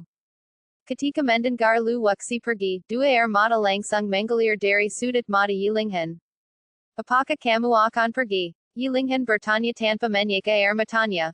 Semua hal baik pasti akan berakhir. Cepat atau lambat aku akan pergi. Lu waksi berbalik, tidak tahan melihat Yilinghan, jadi dia harus meminggankannya. Apakah karena aku? Yilinghan mengira bahwa dia telah menyebabkan masalah bagi lu waksi, itulah sebabnya dia mengesalkan untuk pergi. Tidak, lu waksi menggelengkan kepalanya. Bahkan jika Yilinghan tidak ada di sana, dia tidak akan bisa tinggal di kota Donggang untuk waktu yang lama. Mau ke mana? Yilinghan terus bertanya. Aku tidak tahu. Lu waksi benar-benar tidak tahu. Negeri peri itu begitu luas, dengan tingkat kultivasinya saat ini, sulit baginya untuk meninggalkan wilayah kota Kaisar Timur. Kecuali seseorang dapat mencapai alam Yuanjin, di mana seseorang dapat terbang dan bepergian dengan berjalan kaki, bahkan jika seseorang berjalan selama setahun, seseorang mungkin tidak dapat keluar dari pegunungan pemakaman naga. Karena kamu tidak tahu, tinggallah sebentar saja. Saat kamu tahu, tidak akan terlambat untuk pergi. Jangan khawatir, aku tidak akan mengganggumu. Yilinghan menyeka air matanya, menegakkan dadanya, dan berjalan keluar dari halaman lu waksi. Berbalik perlahan dan menatap punggung Yilinghan, lu waksi merasakan sakit yang tak dapat dijelaskan di hatinya. Oh, desahan dalam terdengar dari halaman. Pergi diam-diam pasti meragikannya. Meskipun ia mengesalkan untuk pergi, lu waksi tidak menetapkan tanggal. Seperti yang dikatakan Yilinghan, belum terlambat untuk pergi setelah Anda memutuskan ke mana akan pergi. Beberapa hari berikutnya sangat damai, dan Yilinghan tidak datang menemuinya, seolah-olah dia telah menghilang. Siwa akan datang ke sini untuk berlatih setiap hari. Dia akan mengeluarkan semua pola pedang yang diperolehnya dari menara jimat dan menyerahkannya kepada instruktur lu. Ada terlalu banyak pola pedang di menara jimat dan dia tidak dapat menyerap semuanya. Pola pedang ini tidak banyak berguna bagi Shiwa, tetapi sangat berguna bagi lu waksi. Shiwa, apakah kamu melihat Guru Yi? Yilinghan tidak datang selama beberapa hari. Lu waksi khawatir sesuatu telah terjadi padanya, jadi dia bertanya pada Shiwa. Sepertinya Guru Yi tidak ada di kediaman nanhu akhir-akhir ini. Shiwa berdiri dan menjawab dengan hormat. Tidak di kediaman nanhu. Mendengar bahwa Yilinghan tidak ada di nanhu, jantung lu waksi berdebar kencang. Apaka yilinghan berpikir bahwa dia tidak akan marah. Dia memiliki sifat pemarah dan mudah impulsif. Nada bicaranya hari itu pasti telah menyakitinya. Mata lu wuxi menunjukkan kekhawatiran. Saya tidak yakin dengan detailnya. Dia menyapa Profesor Yijong dan yang lainnya beberapa hari yang lalu dan pergi sendiri. Profesor Yijong bertanya kapan dia akan kembali, tetapi Profesor Yi tidak memberitahunya tanggalnya. Shiwa menceritakan keadaan hari itu dengan jujur. Pergi dan berlatila. Lu wuxi berbalik dan kembali ke rumah. Tampaknya Yilinghan pergi dengan marah. Aku sengaja menjauhkan diri darinya dan menggunakan nada meremehkan seperti itu, yang pasti telah menyakiti hatinya. Gadis bodoh, kamu tidak boleh melakukan hal bodoh. Lu wuxi duduk di dalam rumah, merasa gelisah dan mendapat firasat buruk. Kapan pun firasat semacam ini muncul, sesuatu yang besar akan terjadi, tetapi Lu wuxi tidak dapat meramalkan apa itu. Kecuali Anda bisa mendapatkan tianyan Lu, Anda dapat memprediksi beberapa hal dalam kegelapan. Shiwa tolong beri tahu instruktur bahwa aku akan pergi selama beberapa hari. Lu wuxi berjalan keluar rumah, menyapa Shiwa, dan segera meninggalkan kediaman Nanhu. Agar tidak diikuti, dia mengubah penampilan sebelum pergi. BAB 1816 dari, seni melahap surga kehancuran besar, kamu harus bertahan. Jika Lu wuxi tidak gelisah, dia tidak akan pergi. Dalam perjalanan, Lu wuxi mengeluarkan token komunikasi dan menghubungi kakak laki-lakinya Chen Ping, memintanya untuk mengirim seseorang ke rumah tuan kota untuk mengonfirmasi apakah Yilinghan telah kembali ke kota Sefang. Langsung ke Shangjiazang. Shang Zicheng tentu saja menyambut kedatangan Lu wuxi. Lodan jiwa telah diberi nutrisi oleh pil penyembuh jiwa dan telah diperbaiki sepenuhnya. Kultivasinya juga telah mencapai puncak alam abadi. Tampaknya ada perbedaan satu alam antara dewa abadi dan dewa emas. Melihat seluruh kota Donggang, tidak ada satu pun dewa emas. Tuan Shang, singkat cerita, aku datang kepadamu untuk meminta bantuanmu. Lu wuxi tidak mengucapkan terlalu banyak kata-kata sopan dan langsung ke intinya. Silakan bicara. Shang Zicheng dapat melihat bahwa Lu wuxi sangat cemas. Keduanya sudah saling kenal cukup lama. Apapun yang terjadi, Lu wuxi selalu bisa bersikap tenang dan kalem, dan jarang terlihat gugup. Ketika mata hukuman surgawi menyerap kekuatan spiritual, ia juga menyerap energi manusia dalam tubuh Yilinghan, menyebabkan hubungan yang tidak dapat dijelaskan antara keduanya. Bahkan Lu wuxi tidak dapat menjelaskan hubungan semacam ini dengan jelas. Mereka tidak tampak seperti sepasang kekasih, juga tidak seperti saudara kandung. Seolah-olah ada bagian tubuh yang hilang. Karakan kekuatan Shangjiazang untuk membantuku menyelidiki keberadaan Guru Yi. 3 hari telah berlalu dan tidak ada kabar dari Yilinghan. Lu wuxi khawatir dia telah mengalami kecelakaan. Kemungkinan bunuh diri tidak tinggi, dan orang-orang dari keluarga Wen dan Pavilion Donggang adalah yang paling khawatir. Keluarga Shen dan keluarga Zhu menjengkar mereka dengan pena rasa ingin tahu, dan akan mengambil kesempatan untuk memburu mereka jika mereka sendirian. Guru Yi hilang. Shang Zicheng tampak bingung. Tanpa banyak bertanya, dia langsung memberi perintah untuk menggerakkan kekuatan Shangjiazang untuk mencari keberadaan Yilinghan. Wuxi, ayo masuk dan bicara. Berita akan segera datang. Setelah membuat semua pengacuran, Shang Zicheng mengundang Lu wuxi untuk masuk dan berbicara. Mengikuti Shang Zicheng ke ala utama, seorang pelayan membawakannya teh haram, dan Lu wuxi menggerutkan kening. Karina telah menyelamatkan nyawa Yi Guai, kamar dagangpengan telah berhubungan erat dengan istana tuan kota selama sebulan terakhir. Chen Ping tidak perlu pergi ke kota Sefang, ia dapat menghubungi Yi Guai melalui simbol komunikasi. Berita dengan cepat tersebar kembali bahwa Yilinghan belum kembali ke kota Sefang. Mendengar berita ini, alis Lu wuxi berkeru semakin dalam. Jika Anda belum kembali ke kota Sefang, Anda masih berada di wilayah kota Donggang. Waktu berlalu sedikit demi sedikit. Shangjiazang memiliki banyak mata-mata di kota Donggang, dan dalam waktu kurang dari setengah jam, berita pun tersebar kembali. Tuan, mata-mata di gerbang barat mengirimkan informasi bahwa mereka melihat Tuan Yi meninggalkan kota 3 hari yang lalu. Seorang pengurus melangkah ke ala dan melaporkan berita itu dengan jujur. Tita Masak Akal Untuk Meningulkan Kota Dari Barat. Jika Anda ingin memasuki pegunungan pemakaman naga untuk berlada, keluar kota dari selatan tidak diragukan lagi merupakan rute tersebut dan termudah. Ketika Anda keluar dari kota barat, ada diri di mana-mana, jalannya sangat sulit untuk dilalui, dan Anda sering menjumpai binatang peri yang kuat. Tuan Chong, saya akan menjengit kebaikan ini. Sampai jumpa nanti. Untuk mensekalian mendapat masalah, lu waksi harus segera menemukannya. Jika dia bunuh diri karena perkataannya, lu waksi pasti akan merasa gelisah dan bahkan bersalah seumur hidupnya. Yilinghan memiliki kepribadian yang riang dan dimanja sejak kecil. Dia telah berubah total sejak bertemu lu waksi.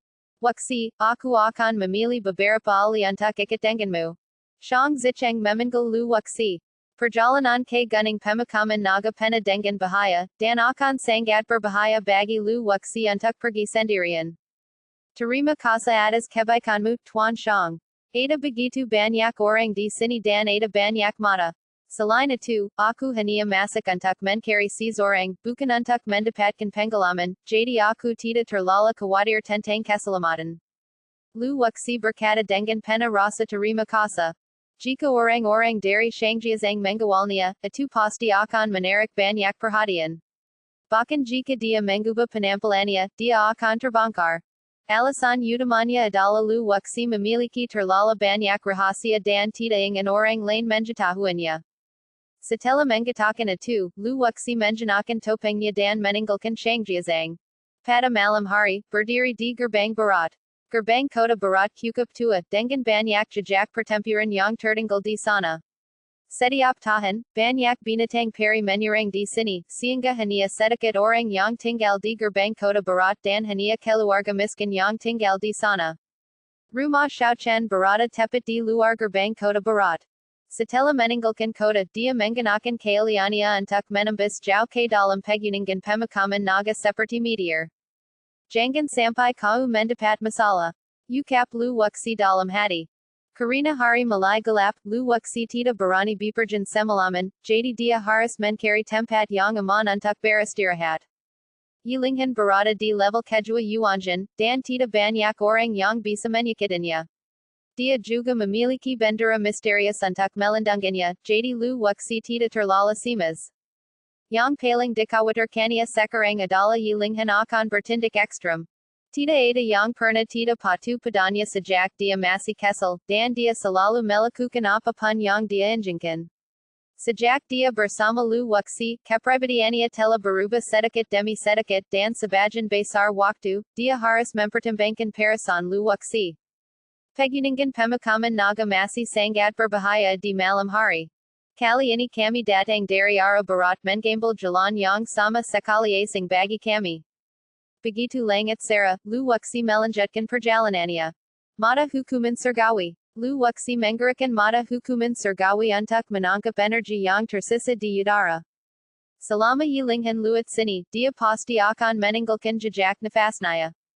Selain itu, mata hukuman surgawi menyerap energi manusia dalam tubuh Yilinghan, membuatnya lebih mudah dirasakan. Segera, mata hukuman surgawi berkedut dan menangkap sesuatu. Dia pergi ke arah itu. Mata hukuman surgawi melihat ke arah barat laut. Itu adalah kedalaman pegunungan pemakaman naga. Di sanalah Yi Guai terluka. Tanpa basa-basi lagi, lu waksi mempercepat langkahnya dan langsung menuju ke arah barat laut. Mengandalkan hukuman surgawi dan mata hantu, dia lolos dari bahaya berkali-kali dan menghindari binatang peri yang kuat itu. Ini juga merupakan alasan utama mengapa lu waksi tidak mau membiarkan orang-orang dari Shangjiazang mengikutinya. Meskipun dia memiliki kemampuan untuk menghindari binatang abadi, tidak ada jaminan bahwa para penguasa Shangjiazang tidak akan menjengkelkannya. Hanya karena Shang Zicheng memperlakukannya dengan baik tidak berarti semua orang di Shangjiazang ramah padanya. Jika mereka membunuhnya saat itu, hal terburuk yang bisa terjadi adalah mereka bisa kembali dan memberitahu Shang Zicheng bahwa mereka gagal mengawal mereka dengan benar, dan Shang Zicheng mungkin masih akan membunuh mereka. Kekhawatiran lu waksi bukan tanpa alasan. Di dunia ini, tidak ada seorang pun yang dapat dipercaya 100% kecuali dirinya sendiri. Orang atu tita bersala kekwali dia memiliki harta karun. Di bawah gadon sebesar itu, berapa banyak orang yang dapat berpegang teguh pada niat awal mereka. Mata hukuman surgawi telah menangkap sisa napas di udara, dan tiba-tiba, mata lu waksi menyepit. Ana, ada kekuatan orang lain di dalam kehidupan itu. Menggantikan tubuhnya, lu waksi berkata diam-diam. Kekuatan yang tersisa sangat kuat, setidaknya di alam yuanjan. Sangat sedikit cultivator yang memasuki pegunungan pemakaman naga dari gerbang barat. Mungkinkah orang-orang ini akan memburu Yilinghan? Setelah berkata demikian, dia mempercepat langkahnya. Di tengah diri-diri yang lebat itu, pakaian Yilinghan sudah terkoyak-koyak. Terbang terus-menerus menyebabkan energi spiritual turun dengan cepat dan dia hanya bisa memilih berjalan di tanah.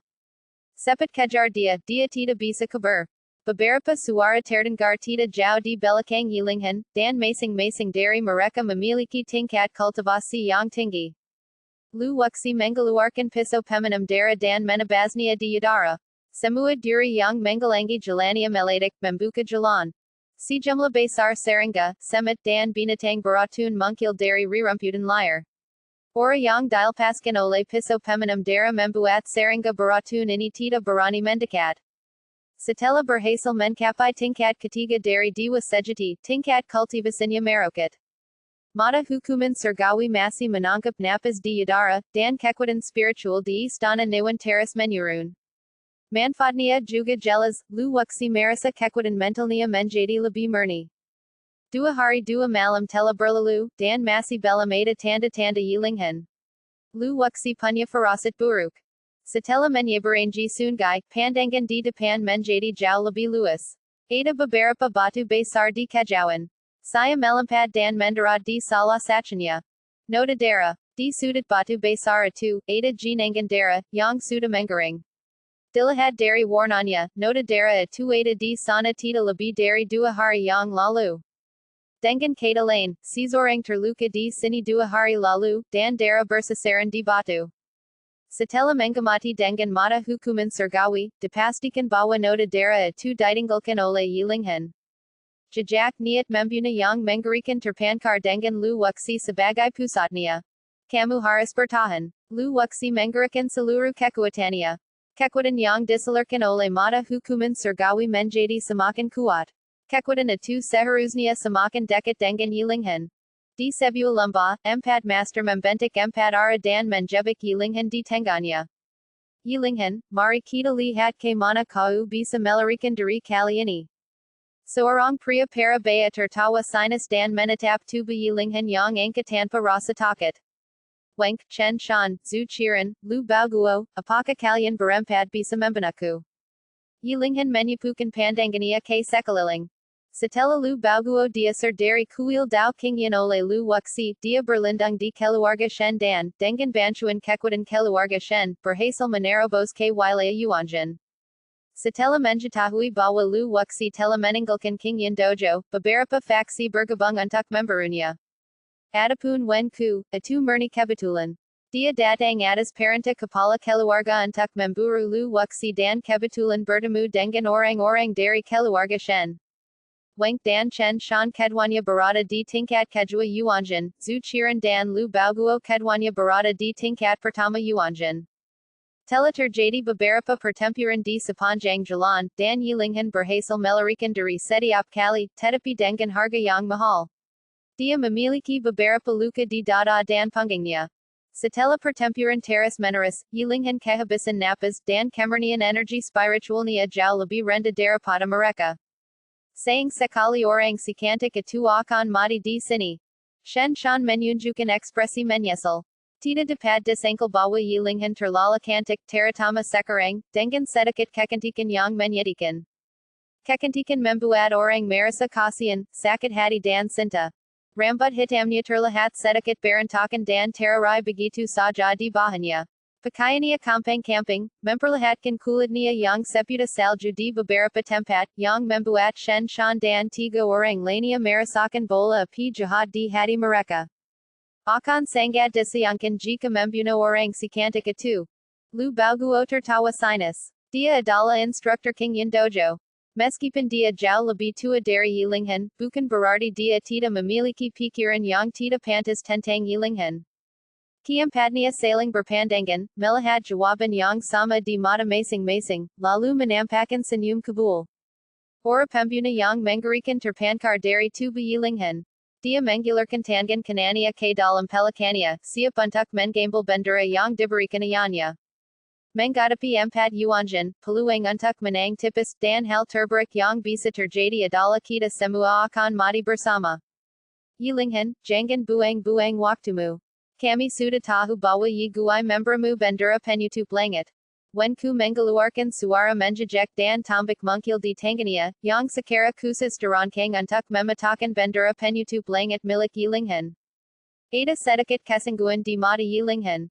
Kali ini, mereka berempat datang dengan persiapan yang matang dan dapat dikatakan telah memikirkan segalanya. Apakah dia benar-benar akan mati di sini?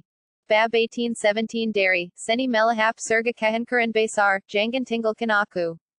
Mereka berempat maju selangkah demi selangkah, dan Yilinghan tidak punya pilihan selain bertarung. Matanya tertuju pada Lu Baoguo, dan semua serangan diarahkan kepadanya.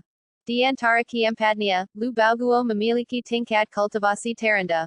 Pedang dengan itu menebas ke bawah, dan cahaya pedang yang tajam merobek hambatan udara, membentuk badai, dan langsung menuju ke arah Lu Baoguo. Dia telah menderita kerugian beberapa kali sebelumnya dan berhasil ditembus oleh Yilinghan. Bagaimana dia bisa memberinya kesempatan kali ini? Shen Shan dengan cepat menjasi posisi Lu Baoguo, menangkis dengan pedang di tangannya, dan memaksa Yilinghan mundur. Kita akan menjebaknya sampai energi spiritualnya habis.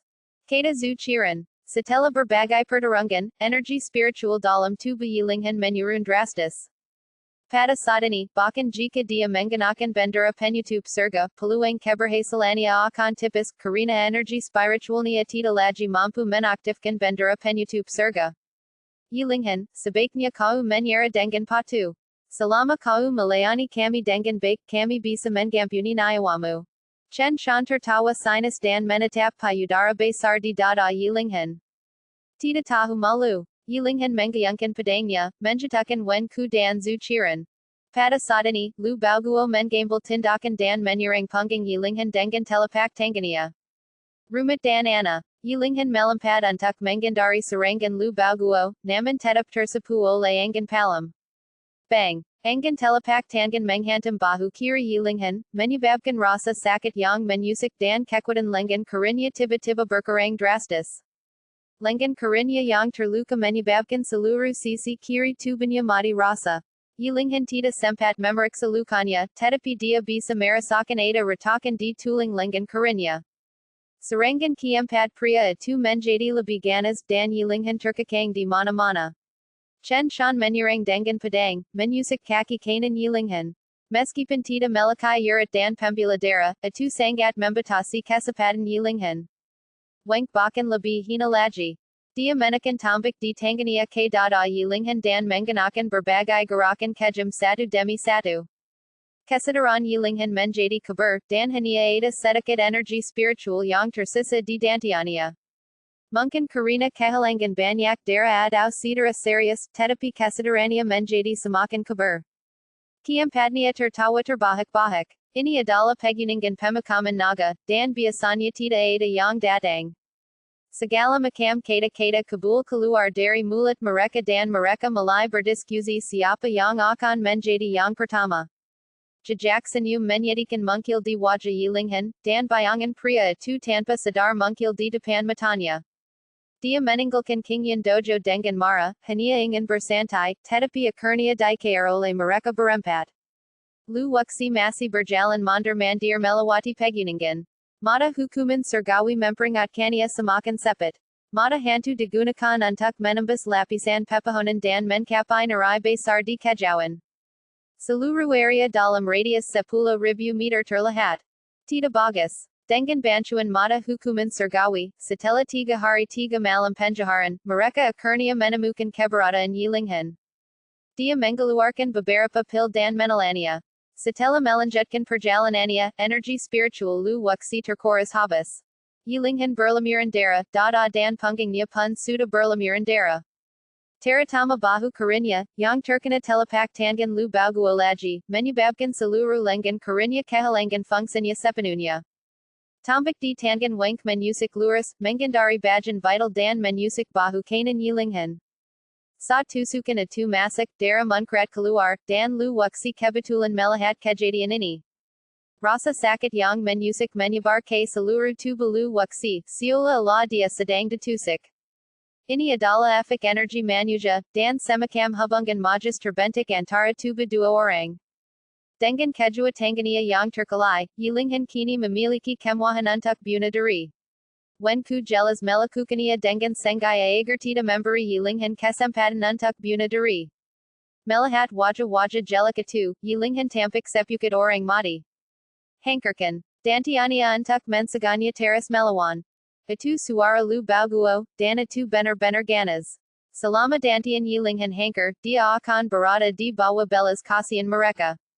Wen ku Tita Barani Mendikat, Takit Kalau Yilinghan Punya Renkana Lane, Jadi Dia Menusik Perut Bajan Bawa Yilinghan Dengan Tombik di Tangania.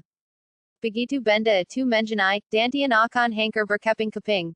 Mengadapi Tombik Yang Melasat K Aranya, Yilinghan Memajamkan Matanya, Dan Sedikit Penyasalan Munkil di Hatanya. Tombik Atu Samakan Dekit, Hania Setenga Meter Dari Perut Bajan Bawa Yilinghan.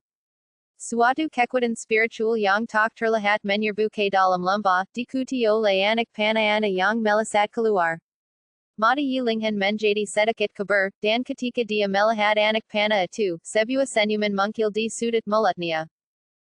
Kekwadan Mental Yang Kuat Menembus Istana Niwan Milik Wank Dan Tiga Orang Lania, Menyebabkan Ilusi Munkil di Depan Mereka. Tuan Lu Wuxi Sangat Sederhana, Menganakan Kekwadan Mata Hukuman Surgawi Untuk Menciptakan Ilusi. Hania Dengan Kara Ini Dia Dapat Menyelamatkan Yilinghan. Dia Tidak Menyangka Akan Membuna Kiempatnia. Anak Pana Yang Ditembakan Dari Busor Salang Atu Dikendalikan Oleh Kekwadan Mental Dan Ditembakan Kara Mereka Berempat. Kiempatnia Layak Barada di Alam Abadi Yuan. Karang Dari Setenga Napas Satella Kekwadan Mental Mereka Memasuki Istana Niwan, Mereka Berhasil Lepas Dari Kendali. Dengan Kekwadan Mental Lu Wuxi Sadani, Sulit Baganya Untuk Mengendalikan Zangsian, Apalagi Yuanjan, Dia Masih Harus Mengandalkan Serangan Diam. Setenga Waktu Sudah Cukup Bagi Lu Wuxi Untuk Melakukan Banyak Hal. Saat Mereka Masih Dalam Ilusi, Dia Mengangkat Pinggang Yilinghan, Dan Dengan Beberapa Gerakan Sepet Dia Menyelenap Ke Dalam Hutan Lebat. Sepet Kejar Mereka, Kita Tidak Bisa Biarkan Mereka Lolos. Wen ku Jeram, Terbangan Dari Ilusi, Dan Merong. Sebua Anak Pana Puta Melasat Kara Mereka Berempat Dan Saat Mereka Hendak Menjahar, Mereka Dihentikan Oleh Sebua Anak Pana Misterius. Menganakan Ilusi Untuk Menyelamatkan Orang Dan Pana Untuk Melarikan Diri, Lu Wuxi Memperhitungkan Setiap Langkah Dengan Sempurna. Lu Wuxi Tidak Berani Tinggal Dan Memilih Beberapa Gunung Yang Berbahaya Dan Perairan Yang Buruk. Hankerkan Untuku. Tombik Wank Menusik Kara Anak Pana Misterius Atu. Bang. Anak Pana Atu Meladik Dan Beruba Menjadi Anak Pana Kesel Yang Tak Terhidung Jumlanya, Teras Meneris Menusik Mereka Berempat, Yang Membuat Mereka Sangat Terkejut. Sialan, Siapa Yang Menyelamatkan Yilinghan. Karina Lu Wuxi Menjanakan Toping, Mereka Berempat Tidak Tahu Siapa Yang Menyelamatkan Yilinghan. Tepat Saat Mereka Hampir Berhasil, Seseorang Tiba-Tiba Munkil Dan Merusik Rencana Mereka. Parasan Atu Sangat Membuat Frustrasi. Ao Kita Kejar Dia. Kekwadan Mengerikan Yuanjan Meniap Anak Pana Kesel Atu Dan Dengan Sepet Menjahar Kara di Mana Lu Wuxi Mengalang. Lu Wuxi Melakukan Perjalanan Ratusan Mil, Menganakan Mata Hukuman Surgawi Untuk Teras Menhapas Ora Yang Ditinggalkannya. Tidak Muda Bagi Mereka Untuk Menemukania. Yilinghan Memaksakan Diri Untuk Membuka Matanya Dan Menatap Wajah Asing di Depannya, Sisirka Senyum Bahijia Bener Munkil di Wajahnya. Tidak Peduli Bagaimana Orang Atu Menyamar, Baudi Tubanya Tidak Akan Berubah. Dia Membenamkan Kepalanya di Lengan Lu Wuxi. Dara Atu Membuat Pakaian Lu Wuxi Menjadi Merah. Jika Yilinghan Tidak Segera Diobati, Dia Mungkin Dalam Bahaya. Setelah Melempati Gunung, Lu Wuxi Menemukan Sebuah Gua. Setelah Menyuringkan Yilinghan, Ia Membentuk Formasi di Pintu Masuk Gua. Kemudian dia terus berlari ke arah lain, sambil sengaja meninggalkan sedikit napas di belakangnya. Sungguh, Wenku dan kawan-kawannya mengikuti jejak yang ditinggalkan Luwuxi. Ketika mereka berlari beberapa ratus mil jauhnya, Luwuxi menggantikan jejak tersebut dan kembali melalui rute lain.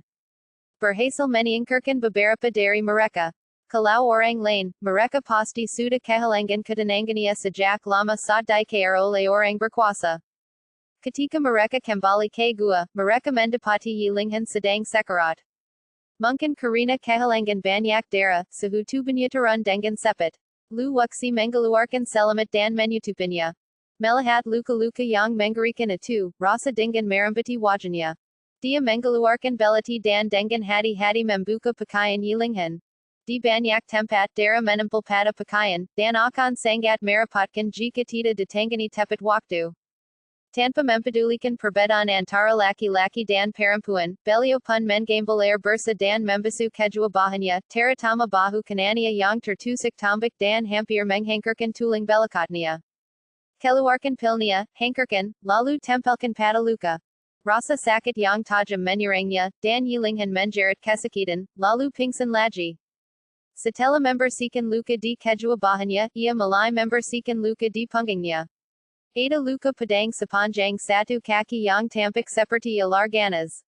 Luwuxi mengeluarkan karen spiritual khusus dan mengoleskannya sehingga tidak ada bekas luka yang tertinggal.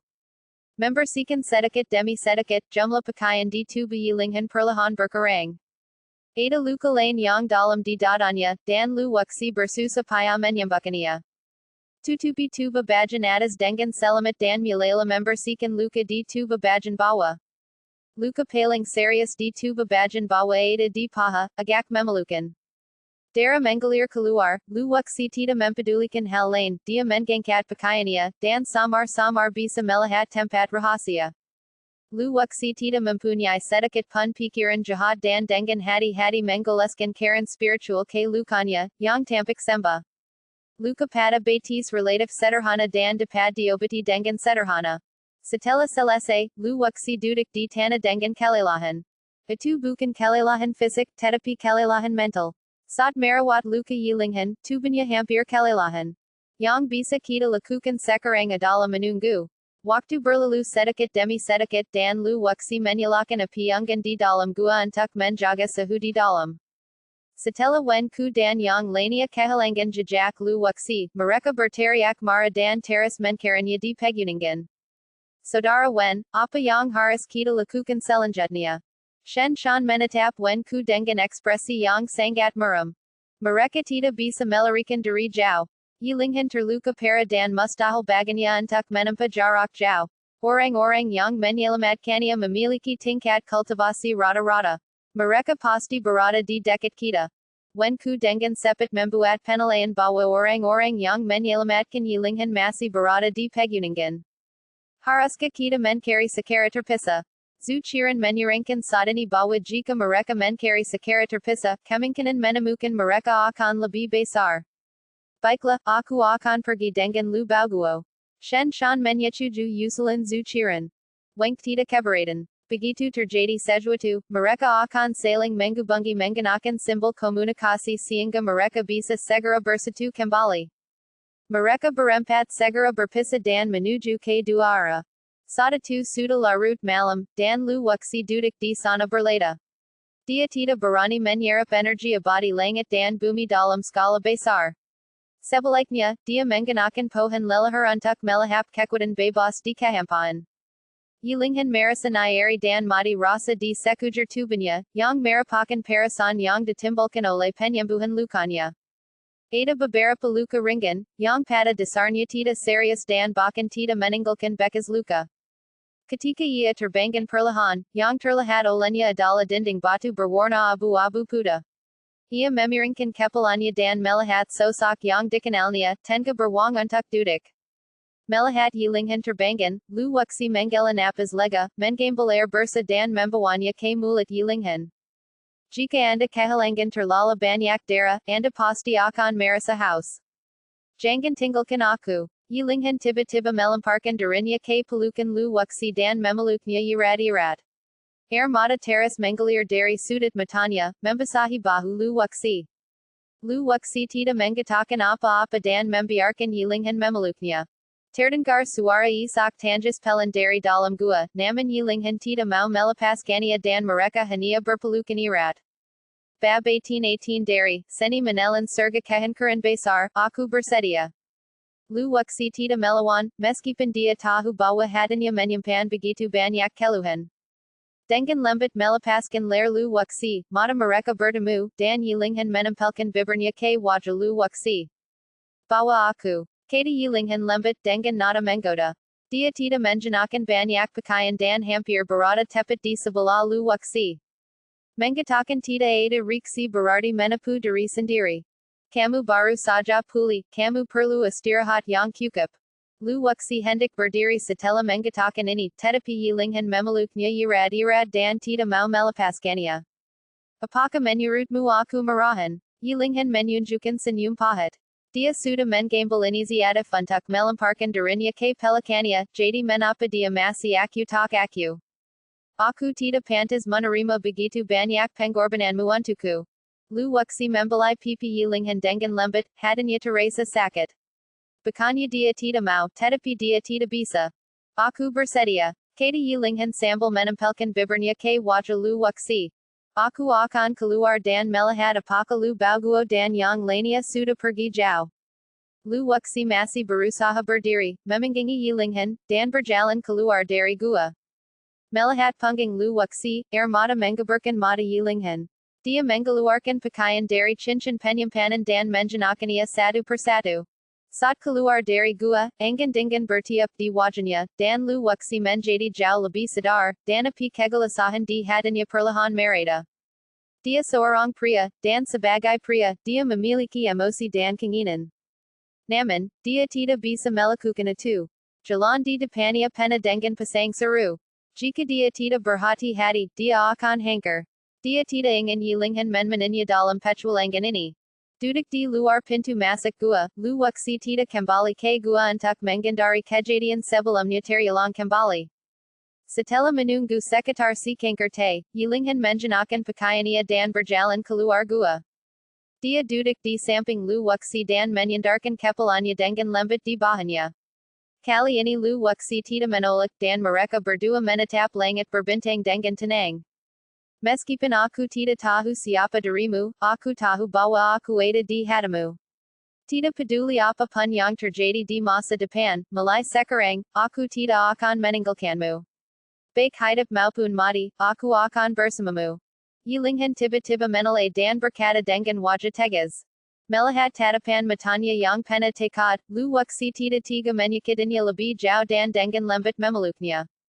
Mereka berdua berpelukan seperti ini sampai langit mulai seret di timur, lalu mereka berdiri.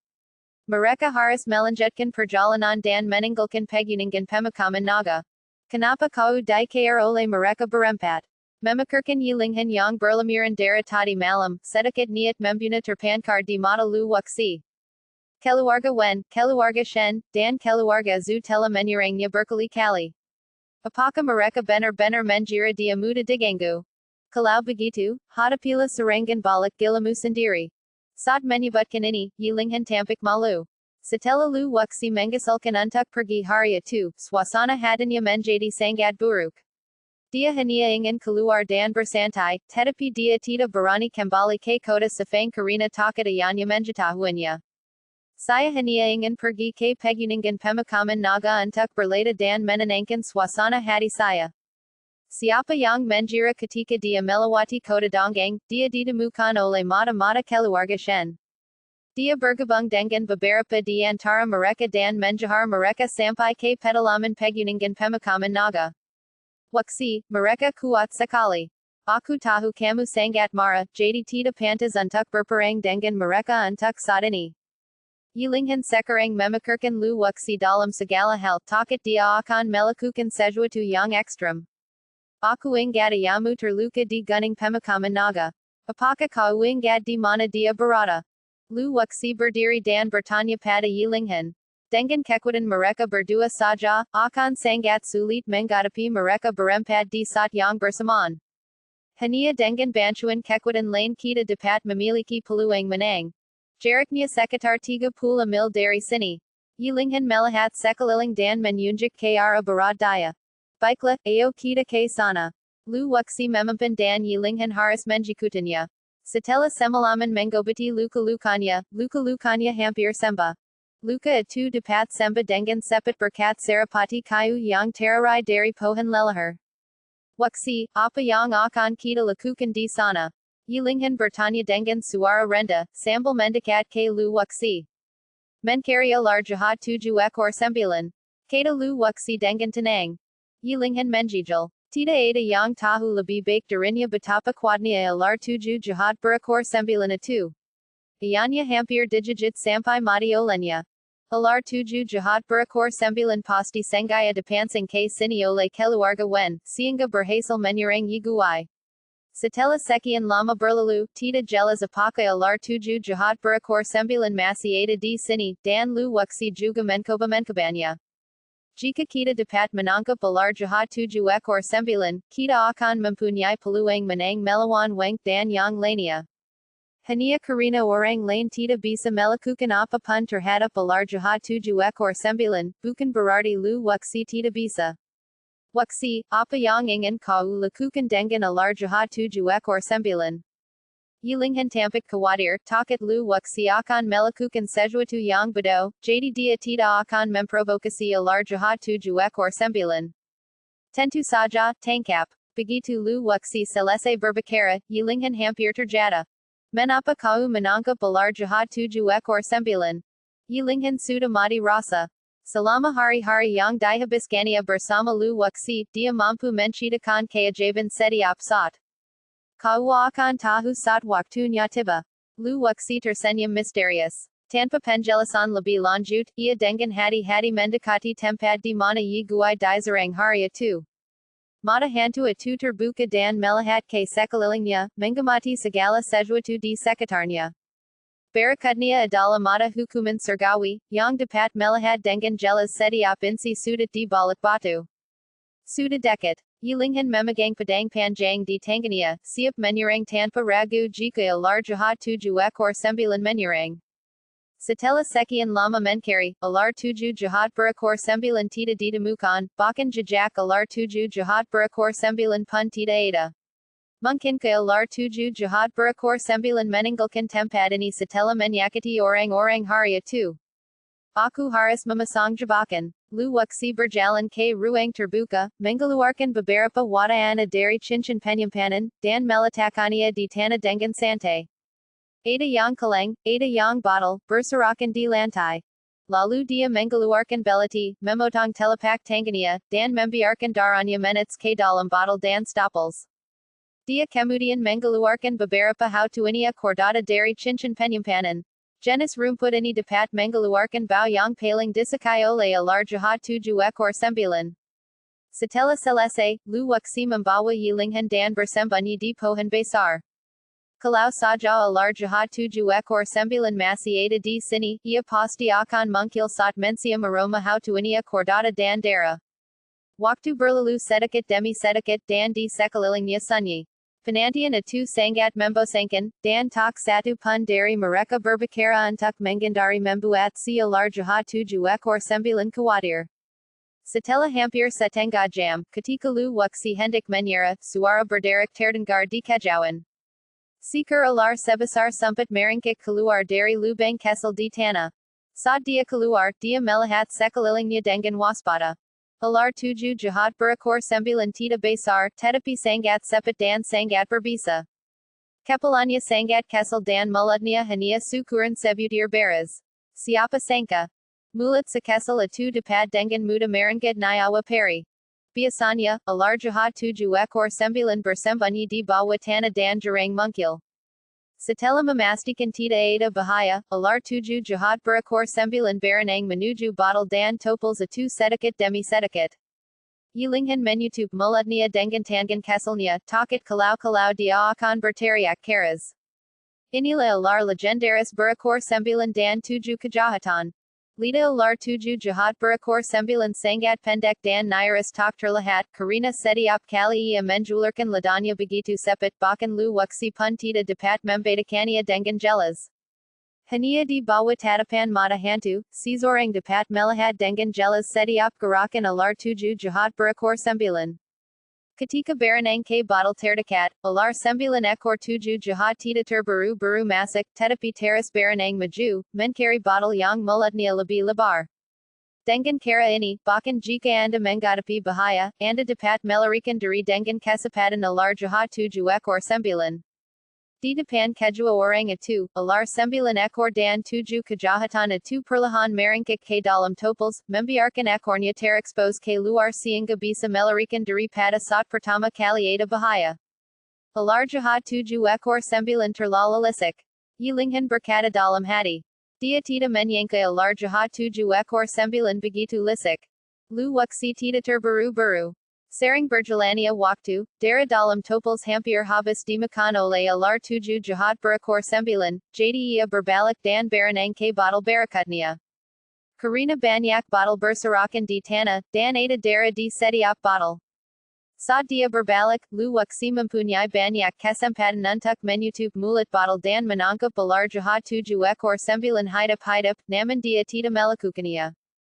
Yilinghan diam-diam simas dan hania bisa menonton dengan sabar. Ketika memasuki toples kedua, alar tujuh jahat berekor sembilan jelas tidak waspada seperti sebelumnya. Ia banyak bersantai dan memasukkan seluruh tubuhnya ke dalam toples, melahap makanannya. Alar sembilan ekor tujuh jahat sedang makan dengan lahap ketika tiba-tiba sebuah ikatan mungkil di mulut botol, menyegel seluruh botol. Tak peduli seberapa hebat alar jahat tujuh ekor sembilan menyerang, ia tak akan mampu menembus batasan itu. Lu wuxi telah melapisi botol-botol dan guci-guci tersebut dengan sejumlah besar pola, sehingga bahkan negeri dongeng spiritual biasa pun tidak akan mampu memekakannya. Kita berhasil. Wajah Yilinghan dipenuhi dengan kegembiraan. Mereka benar-benar menangkap alar tujuh jahat berekor sembilan yang legendaris. Ketika cultivator lain mendengar tentang alar tujuh jahat berekor sembilan, mereka berlari saja mungkin.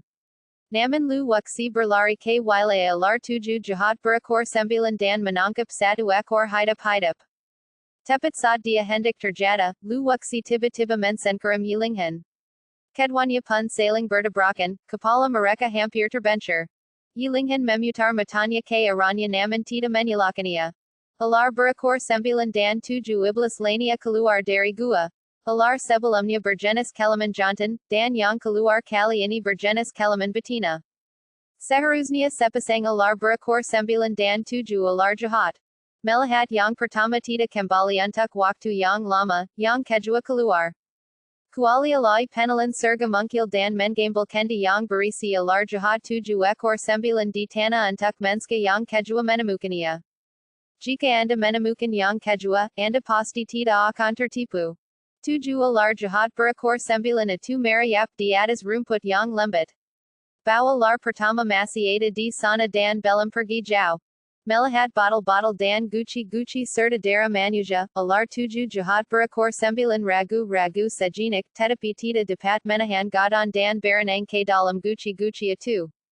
Alar tujuh jahat berekor sembilan tidak terlalu cerdas, tetapi sangat waspada, sangat sepet, dan sangat berbisa, itulah sebabnya para pembudidaya ketakutan saat melihatnya.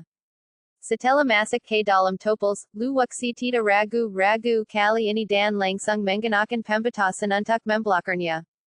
Hanya dalam waktu 1 jam saja, berhasil ditangkap 2 ekor alar berekor sembilan dan 7 ekor alar jahat. Dia tidak berani mengambilnya langsung dengan tangannya, tetapi menggunakan kuali alai penelan surga. Tunggu sampai saat kritis, lalu langsung gunakan. Pasti akan menjadi sasaran dengan satu serangan. BAB 1819 dari, seni melahap surga kehancuran besar, membunuh Yuanjin. Setelah mengambil 2 alar sembilan ekor dan 7 alar jahat, Lu wuxi menukik turun dari pohon. Taruh semua botol dan toples itu ke dalam ring penyimpanan. Seharusnya tidak ada alar jahat ekor sembilan di dekat sini. Wuxi, apa yang harus kita lakukan selanjutnya? Wajah Yilinghan penuh dengan antisipasi. Keluarga wen hampir merakuni ayam mereka hingga mati dengan alarjah tujuh ekor sembilan, dan sekarang mereka menggunakan metode mereka sendiri untuk membalas dendam.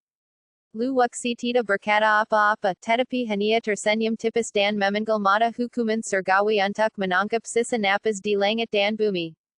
Mereka ada di sana, mengikuti napas yang ditangkap oleh mata hukuman surgawi. Lu Wuxi berbalik dan berjalan kembali. Saat berjalan melewati hutan lebat, Lu Wuxi tiba-tiba melambat. Apakah kita akan menyerang teras seperti ini? Beberapa ribu meter jauhnya dari mereka, Chen Shan dan Lu Baoguo berjalan perlahan, tidak menyadari bahwa Lu Wuxi dan Yilinghan berada di kejauhan. Lakukan apa yang kukatakan. Pergi dan pancing mereka ke sini. Jika mereka langsung menyerang mereka, pihak lain pasti akan waspada. Cara terbaik adalah dengan memancing mereka ke dalam perangkap yang dirancang terlebih dahulu sehingga Anda dapat memberikan pukulan mematikan. Luka Yilinghan belum sembuh. Jika dia dalam kondisi prima, dia pasti bisa menghadapi mereka berdua. Wang dan Zhu Qiren pasti sudah dekat. Kita harus membunuh Shen Shan dan dua orang lainnya sebelum mereka tiba. Yilinghan mengangguk dan bertindak sesuai dengan rencana Lu Wuxi. Saudara Shen, kita sudah mencari selama hampir sehari. Apakah mereka sudah meninggalkan gunung pemakaman naga? Lu Baoguo mengeluh. Dia sekarang adalah tetua tamu keluarga Shen dan memiliki status yang tinggi. Tidak mungkin, Yilinghan terluka parah, dan orang yang menyelamatkannya hanya dari alam abadi sejati. Dia sama sekali tidak bisa melarikan diri dari gunung pemakaman naga. Dia pasti masih dalam masa pemulihan di dekat sini. Mari kita cari dia dengan saksama. Shen Shan menggelengkan kepalanya dengan nada mengiyakan. Yilinghan terluka parah oleh mereka dan akan sulit baginya untuk memulihkan mobilitasnya dalam waktu 3 hingga 5 hari. Sementara keduanya berbicara, mereka berjalan menuju Lu Wuxi. Yilinghan menggoleskan darah dalam botol ke pakaiannya dan tampak sangat malu. Dia merayap hati-hati ke simak-simak, menunggu Shen Shan dan pria lainnya mendekat. Ini adalah rencana Lu Wuxi, untuk membuat mereka berdua secara keliru percaya bahwa luka Yilinghan belum pulih. Ada bau darah. Lu Baoguo tiba-tiba menggerutkan kening, dan bau darah yang sangat kuat tersium dari sekelilingnya. Shen Shan juga menciumnya, lalu menghunus senjatanya, dan berjalan mendekati Yilinghan selangkah demi selangkah. Semakin dekat dan dekat dengan jarak sekitar 50 meter, Yilinghan dengan cepat keluar dan menebas dengan pedang, tatapannya tertuju pada Lu Baoguo. Dia berada di level pertama Yuanjin, dan baru saja menerobos. Kultivasinya jauh lebih rendah daripada Shen Shan, jadi lebih tepat untuk melancarkan serangan diam-diam padanya. Itu Yilinghan. Shen Shan menemukannya saat cahaya pedang itu turun, dan segera menghankarkan simbol komunikasi di tangannya dan mengirim pesan kepada Wen Ku dan yang lainnya. Waktu instan, Wang dan Zhu Qiren datang dari jauh, dan mereka membutuhkan si kanker untuk sampai ke sini. Dalam waktu sesingkat itu, Lu Wuxi harus membunuh mereka berdua. Suara angin yang peka dapat terdengar dari jarak yang jauh. Boom! Pedang Yilinghan meleset dan dihindari oleh Lu Baoguo. Yilinghan, aku tidak menyangka kau akan bersembunyi di sini. Lu Baoguo berbicara dengan tegas, matanya penuh kejelan. Beberapa waktu yang lalu, beberapa dari mereka berdiskusi bahwa jika mereka menangkap Yilinghan, mereka dapat memaksa Lu Wuxi untuk menyerah. Perbuatan Lu Wuxi dalam sebulan terakhir ini telah membuat semua orang iri. Lari. Yilinghan berpura-pura panik dan berlari menuju perangkap yang dirancang oleh Lu Wuxi. Kita tidak bisa membiarkannya lolos. Teriak Shen Shan dan segera mengejarnya. Dia berada di level kedua Yuanjin, dan kecepatannya jauh lebih cepat daripada Lu Baoguo. Awalnya, perbedaannya hanya sekitar 50 meter, dan Yilinghan sengaja memperlambat sedikit. Lu Wuxi menjuntai dalam kegelapan, menjengkar Shen Shan dan Lu Baoguo. Dengan menggerakkan kuali alai penelan surga, alarjah 7 ekor 9 mungkil.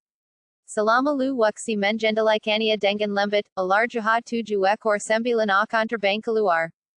Selama Chen Shan berhasil diberantas, Lu Baoguo yang tersisa tidak perlu ditakuti. Hanya Yilinghan yang dapat membunuhnya dengan mudah. Saat mereka semakin dekat, telapak tangan Lu Wuxi dipenuhi keringat dingin.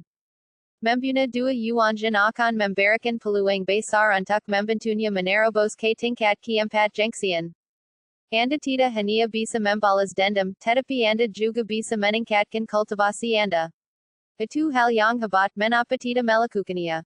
Yilinghan melasat maju, melawati sepetak diri. Saat tuba chen shan melayang ke udara, luwaksi yang bersembunyi di diri tiba-tiba menyerang. Swish. Alar jahat 7 ekor 9 sangat sepet. Ditambal lagi, shen shan berada di udara, jadi tidak ada kemungkinan baginya untuk menghindar. Semua targetnya jatuh pada Yilinghan. Tidak bagus. Shen shan menyadari ada sesuatu yang salah, dan perasaan krisis yang kuat menyelimukannya. Tepat saat aku hendak bereaksi, aku merasakan nyeri di lenganku, seakan akan tertusuk jarum. Kemudian tubuhnya kehilangan kendali dan jatuh langsung dari udara. Yigui berada di alam abadi. Ia digigit oleh ular berekor 9 dan 17 dan hampir mati. Ia mengandalkan tubuh abadinya untuk melarikan diri kembali ke kota Sefang. Chen Shan hanya berada di alam yuanjin, yang benar-benar berbeda dari para dewa. Racun ular jahat 7 ekor 9 dengan cepat merasuki tubuhnya, menyebabkan seluruh tubuhnya mati rasa. Tubuhnya mulai berkedut saat ia berbaring di tanah. Melihat kejadian ini, Lu Baoguo ketakutan setengah mati. Tidak ada yang menyangka bahwa ada seorang master yang bersembunyi di kegelapan. Memanfaatkan momen ketika Lu Baoguo ragu-ragu, Yilinghan segera mengangkat bendera penutup langit dan melibatkan Lu Baoguo. Dia tidak dibunuh, melainkan dipenjara. Kumpulkan. Tanpa basa-basi lagi, Lu Wuxi memasukkan Lu Baoguo dan Chen Shan ke dalam kuali alai penelan surga, dan menunggu sampai mereka menemukan tempat yang aman untuk memurnikannya. Demi amannya, Lu Wuxi berencana membunuh Wang dan kemudian menerobos ke tingkat keempat kebadian sejati sekaligus. Pertarungan berakhir hanya dalam 3 tarikan napas. Yilinghan seperti dalam mimpi, dan Yuan Shanjing terbunuh begitu saja. Jika ini keluar, seluruh kota Donggang mungkin akan terguncang. Setidaknya di dekat kota Donggang, Yuanjin sudah menjadi pemimpin. Seorang Yuanjin yang bermartabat dibunuh dengan mudah oleh Lu Wuxi. Yilinghan tidak dapat menahan diri untuk tidak menatap Lu Wuxi dengan matanya yang indah. Semua ini diciptakan olehnya. Ular 9 ekor 7 jahat yang menjijit Chen Shan dibunuh dengan 1 pisau, dengan tujuan untuk merangsang ular jantan. Sungguh, begitu ular betina mati, ular jantan menjadi sangat ganas dan mencoba melepaskan diri dari kendali Lu Wuxi dan keluar dari kuali alai penelan surga. Inilah efek yang diinginkan Lu Wuxi. Jika ular jantan tidak menjadi gila, bagaimana ia bisa membunuh Wen Ku dan yang lainnya? Ayo pergi. Wang dan yang lainnya hendak menyusul. Mereka berdua berjalan melewati diri dan menjembara di pegunungan pemakaman naga. Mereka sengaja menyisakan sedikit napas agar Wang dan yang lainnya dapat menemukan mereka.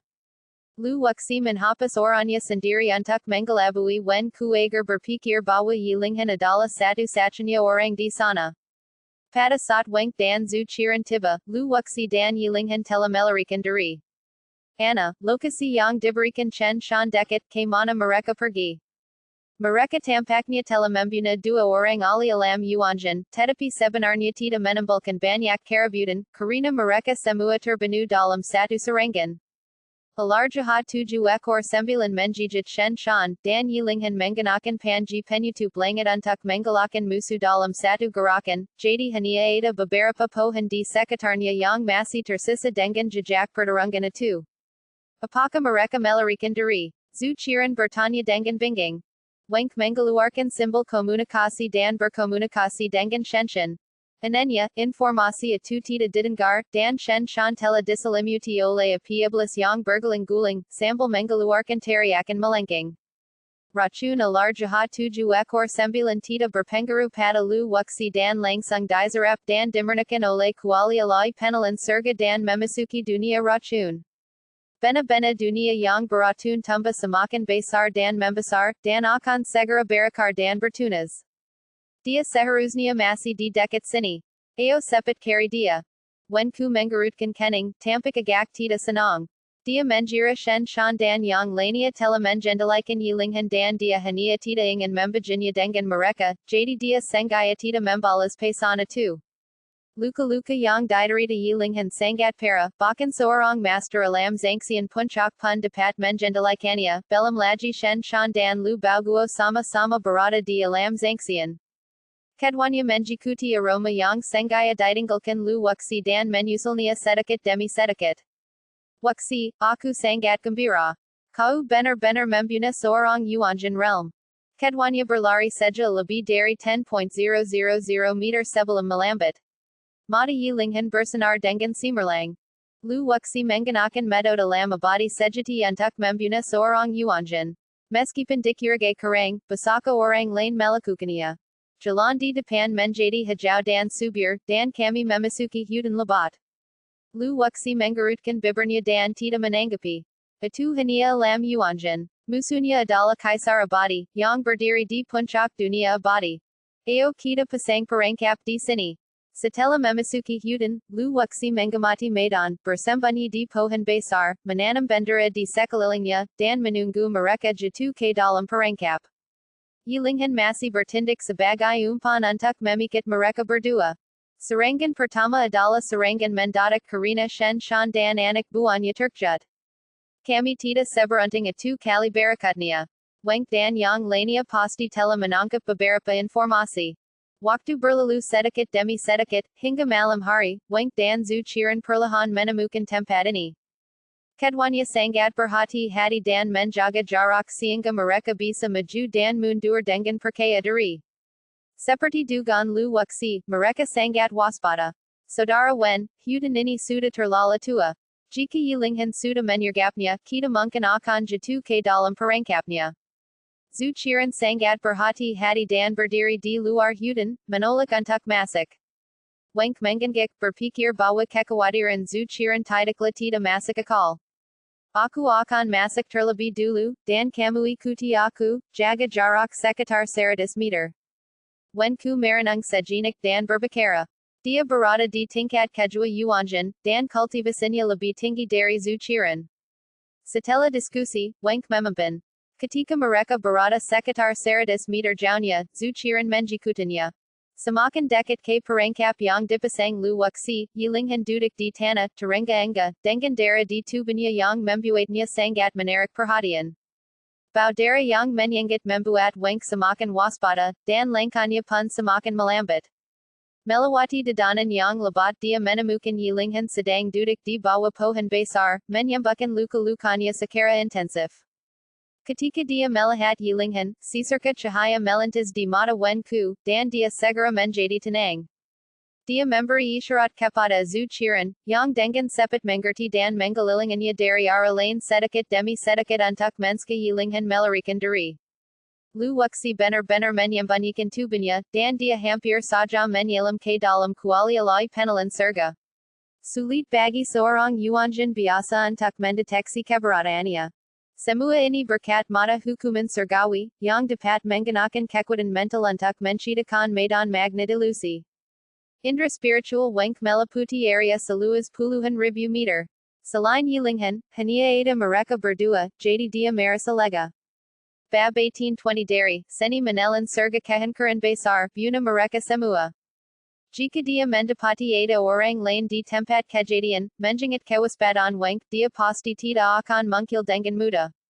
Setelah memastikan tidak ada orang lain di sekitarnya, dia memberi isyarat dan mereka berdua mengelilingi yilinghan, menghalangi rute pelariannya.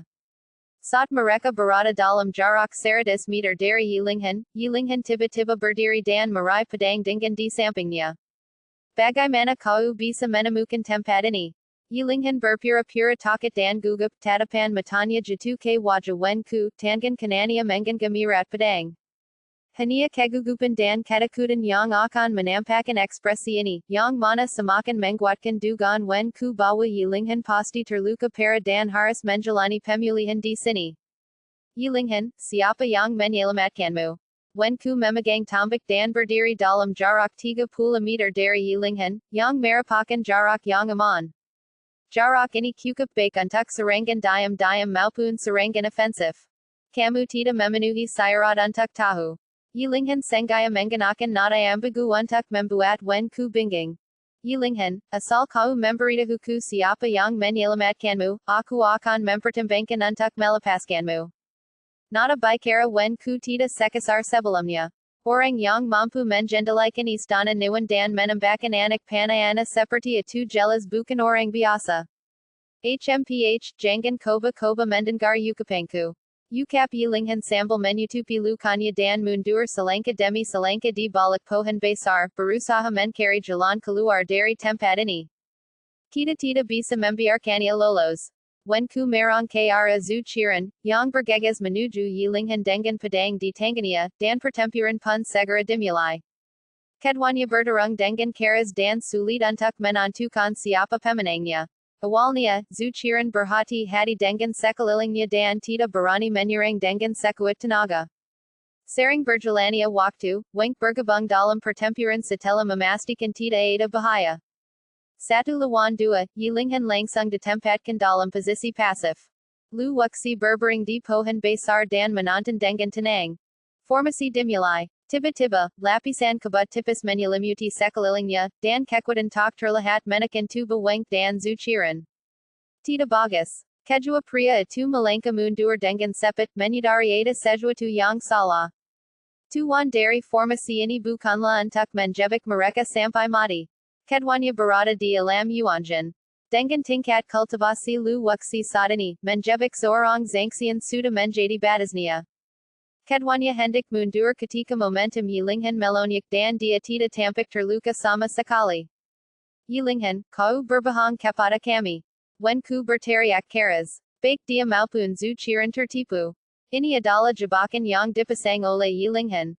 Kamu baru bereaksi sekarang, bukankah sudah terlambat? Yilinghan menyerang seperti air pasang, dia benar-benar berbeda dari sebelumnya, setiap serangan pedang memiliki kekuatan untuk menghantarkan langit dan bumi, gelembang udara yang berguling-guling menendas kedua pria itu sehingga mereka tidak bisa mengangkat kepala. Sialan. Zuciran menggayungkan tinjunya dengan ganas. Dia hanya berada di level pertama yuanjin dan ditekan oleh momentum Yilinghan. Tekanan dari formasi itu semakin meningkat dan pertempuran mencapai jalan buntu, tidak ada seorang pun yang mampu berbuat apapun terhadap orang lain. Lu Wuxi masih menunggu. Wen ku terlalu waspada. Kemungkinan keberhasilan melepaskan ular tujuh jahat berekor sembilan saat ini sangat rendah. Tunggu hingga mereka kelelahan karena bertarung, lalu lunturkan serangan kejutan untuk menjatuhkan mereka. Yilinghan menahan mereka dengan erat dan tidak peduli bagaimana mereka berdua menyerang, mereka dapat dipaksa mundur oleh Yilinghan. Yilinghan, kau wanita hina dan tak tahu malu, apakah kau pikir kau bisa mengalahkan kami hanya dengan formasi ini? Wen ku sudah tahu bahwa Yilinghan sedang mengajarkan formasi di Qingyan Dojo, dan formasi ini pasti ciptaannya. Menghadapi pelasian verbal kedua orang itu, Yilinghan memilih untuk tetap diam. Boom. Berbagai gerakan tak berahang, mungkil di langit dan pohon-pohon di sekitarnya tumbang satu demi satu, seperti riak tak terlihat, mengalir ke segala arah. Jarang-jarang mungkil di tanah dan batu-batu yang tak terhitung jumlahnya meledak. Itu layak menjadi alam yuan xian. Pertempuran itu mengguncang bumi. Tambak di tangan Wang kadang-kadang menyusik dan kadang-kadang menyapu pasukan, membuat mustahil untuk bertahan melawannya. Yilinghan hampir ditikam, dan hanya mampu bertahan sebentar berkat koordinasi formasi. Pembunuhan bintang. Wang menggunakan jurus pembunuhnya sendiri, dan sebuah kompas bintang mungkil di kehampaan, yang tampak sangat mengerikan. Ini seharusnya menjadi serangan terkuat Wang, dan Yilinghan tidak berani serobot. Dia menggayungkan pedang dengan di tangannya secara diagonal, dan tiga bayangan pedang mungkil. Satu melesat ke arah zuciran, tidak memberinya kesempatan untuk melakukan serangan diam-diam, dan dua lainnya melesat ke arah Wang. Kesempatan telah tiba. Lu Wuxi memanggil kuali alai penelan surga, dan ular berekor 9 dan 7 iblis melayang keluar. Setelah membunuh ular betina, ular jantan itu kini menjadi sangat ganas. Saat melihat manusia, ia ingin segera menyerbu dan melahapnya. Wang menggunakan jurus pamungkasnya, menyebabkan sekelilingnya menjadi kosong, tidak menyisakan kekuatan tambahan untuk bertahan. Sembilan pula person kekuatania digunakan untuk menghadapi yilinghan. Siapa yang mengira bahwa seseorang akan menyerangnya secara diam-diam saat ini. Lagipula, itu bukanlah serangan diam-diam yang menggunakan ilmu bela diri, melainkan cahaya dengan yang menyusik. Ular sembilan ekor dan tujuh iblis itu terbang bagai kelautan Peter dan menggelang dalam sekejap. Terlala cepat. Begitu cepatnya hingga orang-orang bahkan tidak sempat berkedip, ular sembilan ekor dan tujuh kejahatan itu muncul di belakang Wenk. Menghadapi suara yudara yang peka di belakangnya, sudah terlambat bagi Wenku untuk menghindar karena jurus yilinghan sudah mendarat. Dalam keputusan, ia harus menggerakkan tubuhnya ke samping untuk menghindari bagian vital. Asal bagian vitalnya tidak cedera, tidak masalah kalaupun dipukul. Tubuh Wenk tiba-tiba terangkat menghindari titik akupunctur utama di tubuhnya. Swish. Ular berekor sembilan dan tujuh iblis itu tiba-tiba menjijit pergelangan kaki Wenk. Kalau saja ular itu bergerak lebih lambat sedikit, Wenk pasti bisa menghindarinya. Melihat gigitan ular tujuh jahat berekor sembilan, hati Lu Wuxi hancur.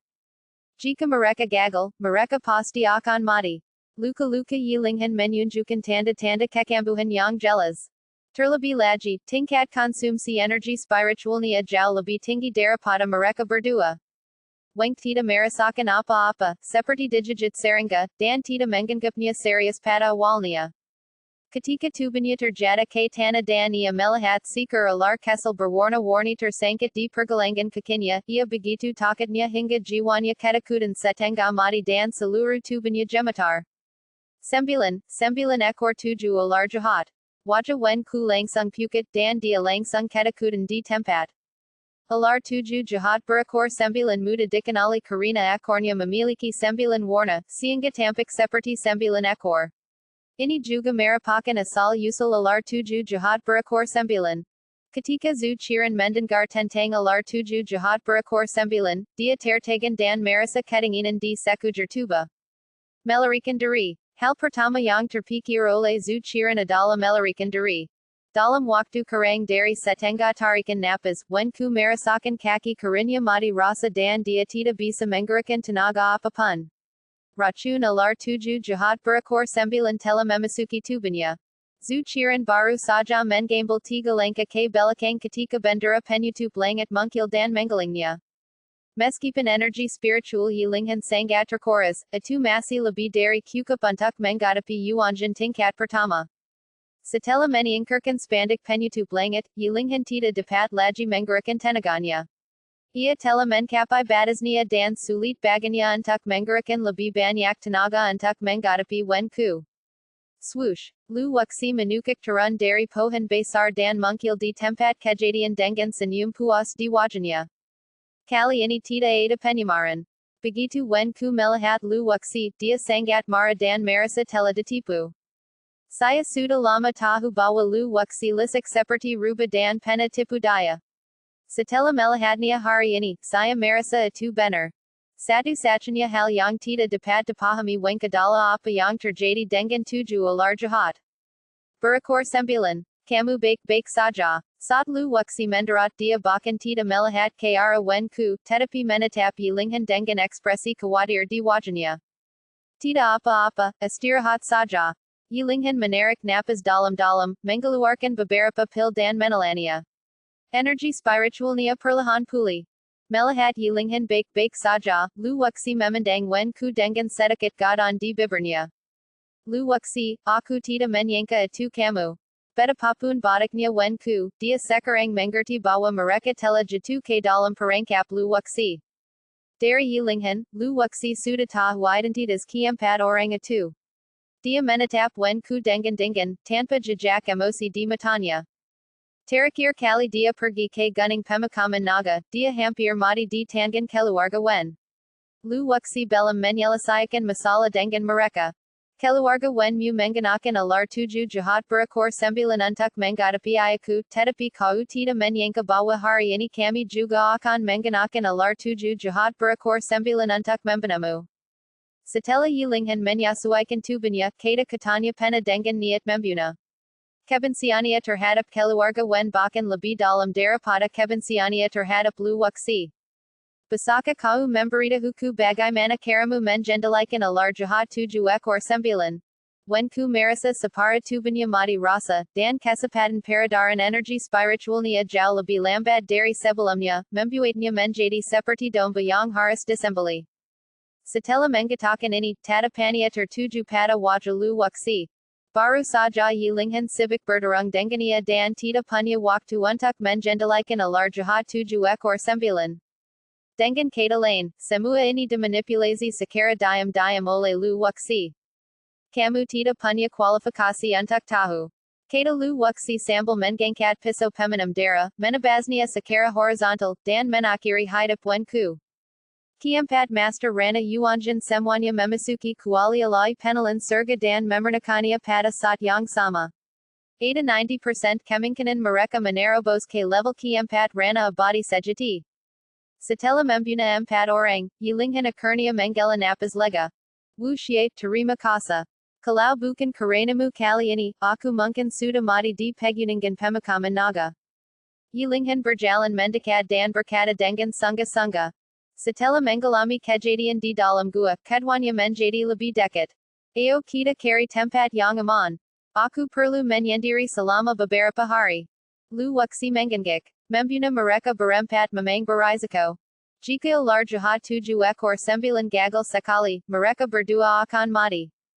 Keduanya menyeberangi pegunungan dan kembali ke gua tempat mereka berada tadi malam. Entah mengapa, setelah memasuki gua, Yilinghan merasa pipanya memenas. Lu Wuxi telah merawat luka-lukanya di sini tadi malam, dan hampir seluruh bagian tubuhnya telah terlihat.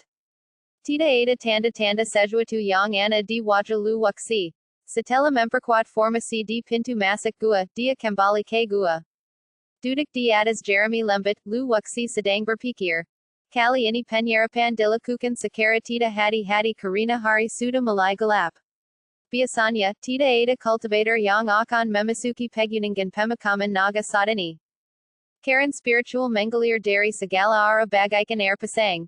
Sebagiannya menembus tubuh Yilinghan, dan energi abadi di tubuhnya pulih dengan kecepatan yang sangat cepat. Sederhananya sudah pulih sekitar 90%. Empat penguasa alam Yuanjin, di bawah kobaran api iblis, menguraikan hukum Yuanjin yang tak berahang. Setiap hukum Yuanjin sangat kuat dan tidak mudah bagi Lu Wuxi untuk menyempurnakannya sepenuhnya. Sejumlah besar Karen mengalir jauh di dalam kuali alai penelan surga. Cincin penyimpanan keempat orang itu telah diambil oleh Lu Wuxi, dan lebih dari 1 juta batu abadi, serta sejumlah besar ramuan dan obat-obatan abadi, telah dijarah. Adapun senjata mereka, semuanya dilenyapkan oleh Lu Wuxi, membantu pedang peminum darah untuk maju. Setelah melahap sejumlah besar material senjata abadi, ujung pedang peminum darah hanya tumbuh sedikit. Tidak mudah untuk mengembalikan pedang peminum darah ke keadaan semula.